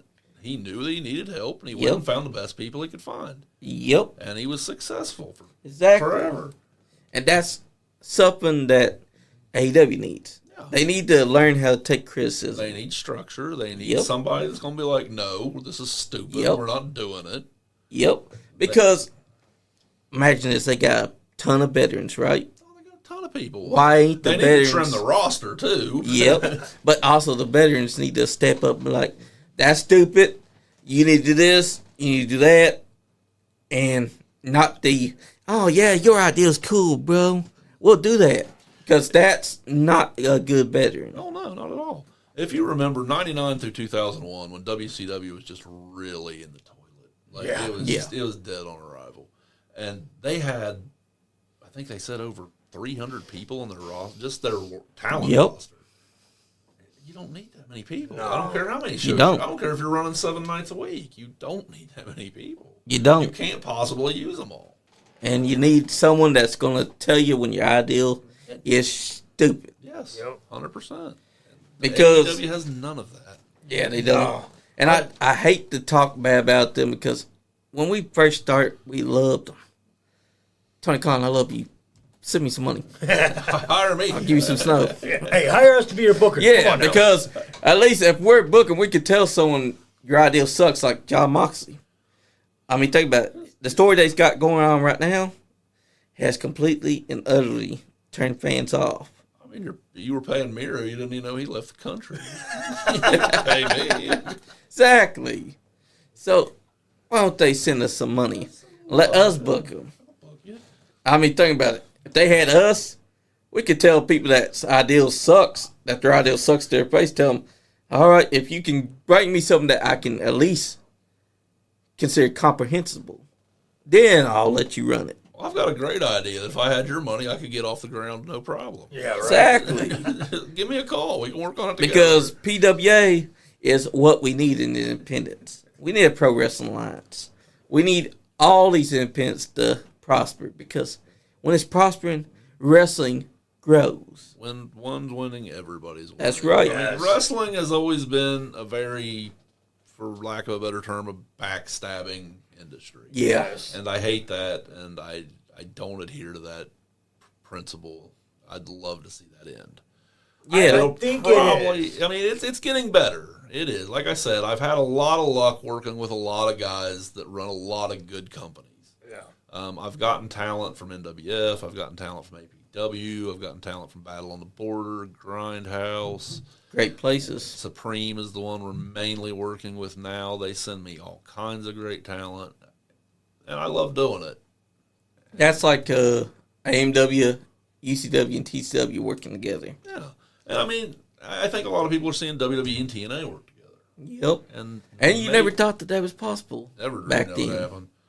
I mean, now granted, WWE's had they did the thing with ECW before, and they did the thing with Smoky Mountain Wrestling before, so it's not exactly uncharted territory. Right. But at the same time, even though they were doing it, they didn't exactly publicize it. Yeah. And back then, Vince was giving Paul Heyman money. Oh, yeah, from what I understand, feeding him all kinds of cash just to keep ECW alive because he knew that ECW could hurt WCW in the long run. Yep. Which is smart. Yeah. But then they both fizzled out at the same time. Same exact, a month apart from one another. Yeah. That's insane. Man. Yeah, February of 2001, ECW files bankruptcy. March 2001, WCW sells WWE. Yep. What a crazy world we live in. And Vince paid more for sex than he did WCW. I'm not going into that. But that Vince has lawyers that could sue me all until I die. Yeah, right. Hey, he probably should have been suing Sean a lot because Sean likes to say that all the time. Well, I'm not saying anybody's wrong. But at the same time, Just not trying to catch a court case. at the same time, TNA and WWE working together is great because we just got Moose versus Oba Femi. Nobody knew that was going to happen. Right. Nobody thought that was possible because we've all been wanting to see Moose versus Oba, and they delivered. Yeah. Even though the match was long, they delivered a fast action big man match. Something that Big E would have been saying, big, meaty men, slapping meat. Because that's his thing. Yeah. And that was a great thing. That's what I always liked, too. I always liked the big guys going at it. Yes. Button heads, two big bulls. That's what drew me to wrestling. That's what we need more of because nowadays you only get a handful of 6-footers. It's not easy. I mean, they don't grow on trees. That's true. And you also got to find ones that are willing to learn. Right. Because there are some that will come in and be like, I'm 6 foot. I'm bigger than these guys. Well, I need to learn. Yeah, I can do what I want. Right. You got to find ones that be like, all right, I want you to teach me how I can be a professional wrestler. But instead, you get the ones that are like, damn, you guys are 5 foot. I could take them. Oh, we know everything. You get that out of here. I don't need that advice. You can't teach size, but you got to teach them everything else. That's true. Look at Ethan Hire. Ethan Hire is 5'1", and he's never let that bother him. We've had Ethan in before. Hell yeah. Nice. He was at our November show, I believe. Excellent talent. Good talent to have. Absolutely is. And PWA is getting all these great talents, and that's good because it also means that it's helping you, and it's helping them grow their brand, getting more eyes onto them, which is what wrestling always needs.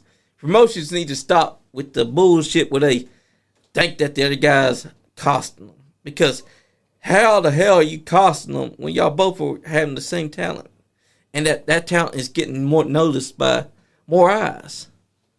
I mean, think about it. We're not in the 1990s. We're not in the 80s, 60s, and 70s where promoters stab each other and sit back and try to act like the other promotion is bad for them. Exactly. Yeah, the territory days are well gone. Yeah. And plus, in 2025, promotions should be helping each other because when all promotions are thriving, every promotion will thrive. And professional wrestling itself would thrive. Because if you're just being a promotion that's stuck inside of ways where like, that company's fucking me over, I don't want them running here, you're basically saying, I don't want wrestling to grow. I want to stay inside this small bubble where nobody knows our talent. You want your talent to be seen. You want your company to be seen. And what better way than that talent going to that place, and not only are they having the championship of that company that they work for there, but y'all can come to agreement where both titles can be defended across each show.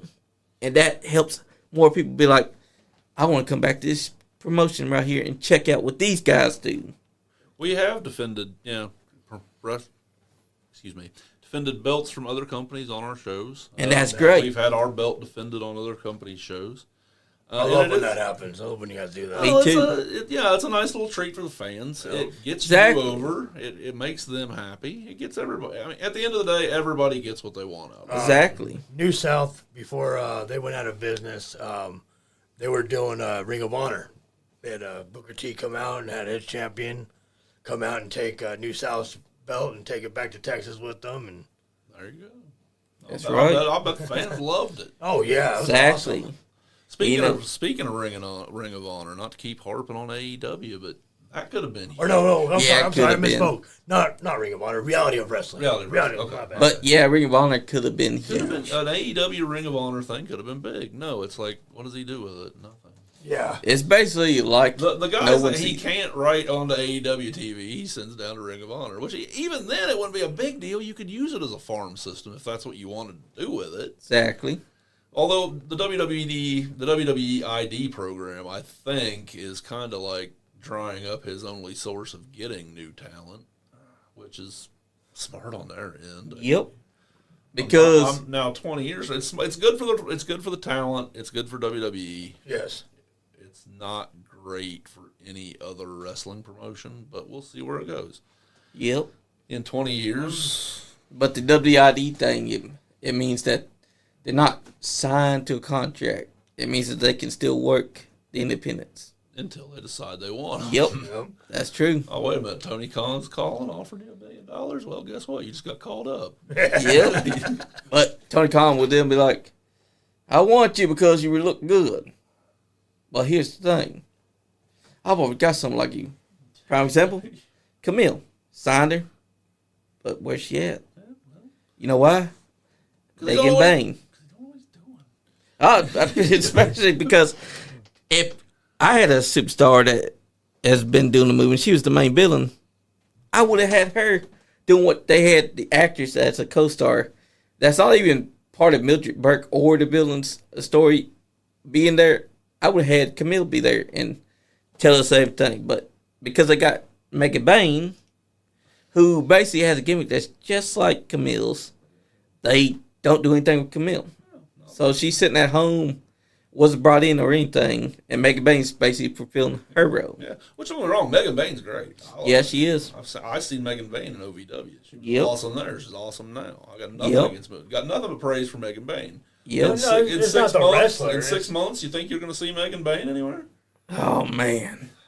You're right. Because think about She'll it. be under contract. Yeah. Yep. And She then won't do it. AEW be like, I don't know what to do for her. Send her back to the pile. Prove me wrong. We have this theory here at the podcast that Tony Khan has this WWE wrestling ring backstage. He's got these figures, and he likes to liken them to AEW wrestling figures. But if he ain't got your figure and it don't fit his story, he's like, don't need you. This guy's going over. And then he loses that figure, and he never brings him back on TV. He's like, I ain't got your figure, dude. I can't book you. I can't have it. You gotta stay home. Sorry. But if he does have your figure, he's like, I'm gonna book you to the moon. You get to win tonight. That's it. Look, I mean, think about it. He could have had so much better if he would have did what everyone's been saying. Hire Scott D'Amore to be the creative. Because Well- he did a hell of a job at TNA. He's got Jake Roberts and does nothing with them. Oh, you're right. I was listening to Jake's podcast, and sitting there talking, and the guy asked him, Tony asked you any of your ideas. Listen, nope. Doesn't want to pick my brain or nothing. And that's the problem. Collect your paycheck. I mean, Yeah. I prefer when wrestlers want to pick the brains. Because that's how you learn. I mean, when a wrestler can write for himself or herself, because no one knows who they are better than them. Right. Yep. Now, it doesn't always work out. Jake, it works out. I've always heard Jake can't write for anybody who isn't Jake. I don't know how true that is, obviously, Yeah. but I have heard that. But yeah, I think a wrestler, I would always want input into somebody's character. That's right. Most of the time, I'll ask, okay, this is what I've got worked out. Do you have a better idea? Yep. Do you have something you think would work here? And we'll talk. That's how you do it. And maybe it'll work and maybe it won't. If it's a better idea than mine, then we're going with it. But if it sounds like they're come up with such a bad idea that you're like, oh boy, the fans ain't gonna like that. If it's a And you got to tell them, hey, we can't do this, so here's what we're going to do instead. That's the tough part. If it's a bad idea, you've got to tell them it's a bad idea. You got to show tough love, though. Making them mad. But exactly. Because they got to understand. You can't be scared of them. You can't want to be their friend. Yep, right. You got to let them know. Time, if you make someone mad, like just intentionally be an ass, they're not going to care what you say. So, at so the there end is of the a delicate day, line. At the end of the day, you are the boss. These are your employees. Yep. And you got to do what you feel is right. Yep. And if it's like I said, if it's a bad idea, and honestly, I've never had a lot of downright terrible ideas. Yeah. Right. I mean, I've had a few where, well, I think this is better. I think this is where we'll go. And I've never had any pushback on that either. So maybe I've just always gotten lucky. And now that I'm saying it. Tony Hawk needs to hire you. That way, he's got someone that will be a boss. And then he just can be back there and do his thing and play his little toys while you're doing things for him. Do what he needs to. If you're listening and if you're hiring, I'll give you my phone number. That's right. We have a theory that he listens to us. I'm saying we mentioned him enough. The algorithm's going to kick in. I'm telling you, though, but I swear that he listened to the podcast because back in 2022, we were the ones that suggested a mixed gender tag team title. And lo and behold, just a month later, Sam Guevara and Tay Mela start bringing the mixed gender titles to AEW. Coincidence? I think not. Exactly. And you know what? We've actually been on here 2 hours. It didn't feel like it, did it? No, not at all. It felt like about 20 minutes. You know why? Because when you're having a good conversation, it feels like it's only been that long. So, folks, who wants to say goodbyes first? Well, I got to pay the bills first. So, these beautiful PWA cups are by Dory Designs, LLC, one of our favorite sponsors. They are available at the Carrollton Training and Recreation Center and at all PWA events. Make sure you get yourself one. That's right. Get yourself one. Outside of that, it's been an honor, gentlemen, and I will do it anytime you'd like. Honor to have you as well. Where can the people find you? What's your socials? Charles Neil Pierson is a way to get a hold of me directly on Facebook. I'm very responsive on that. PWAforever.com is our website. PWA America is our Facebook page, X-Tag, and Instagram. Keep on there for all the information. Our next show is April 4th at the Carrollton Training and Recreation Center. June 19th at the Trimble County Fair. It's a Thursday night. I will give you a hint that good things come in small packages. Heck yeah. And we are working on something in May. There is nothing confirmed, so I can't give any information on that. But keep on PWAforever.com, and when and if that becomes available, we will certainly drop that information to you. That's right. April 4th, Carrollton Training and Recreation Center. Come out. Benjamin Kamara, Ali Albright, Crazy Ed, TJ Fury versus Nick Ultima has already been announced. Plenty of more good matches are going to be there. I hope to see you there. All right. That's right. Yo. Thank you for coming in. Thank you for sharing your story. Thank you for doing what you're doing. I believe the more promotions out there, the better. You know, a promotion can only book so many wrestlers at a time. You know, the more out there, the more bookings these guys can get. So that's right. Thank you. And just thank you for doing what you're doing. And good luck with all your future shows. And hopefully catch one soon. Thank you. Right. Love to have you guys there. Heck yeah. We definitely will look forward to come to one of those. Because here at the Nice Game Podcast, we love to give a platform to all promotions. We've had different variety of promotions into the studio. And I wanted to have you in here as soon as Dusty James mentioned that PWA was here in Kentucky. And I said, that's cool. I want to get one of them in here. And you were the man that I wanted to get in here because you had the history. And I appreciate you for telling the history of the PWA to everyone and letting the fans know exactly how Pro Wrestling Alliance got started.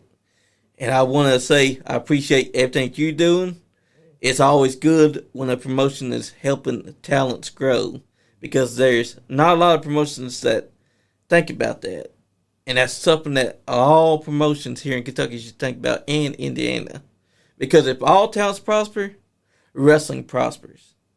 Absolutely. And with that, guys, thank you to everyone that's been tuning in. Thank you to everyone that's been chiming into comments like you, Luke.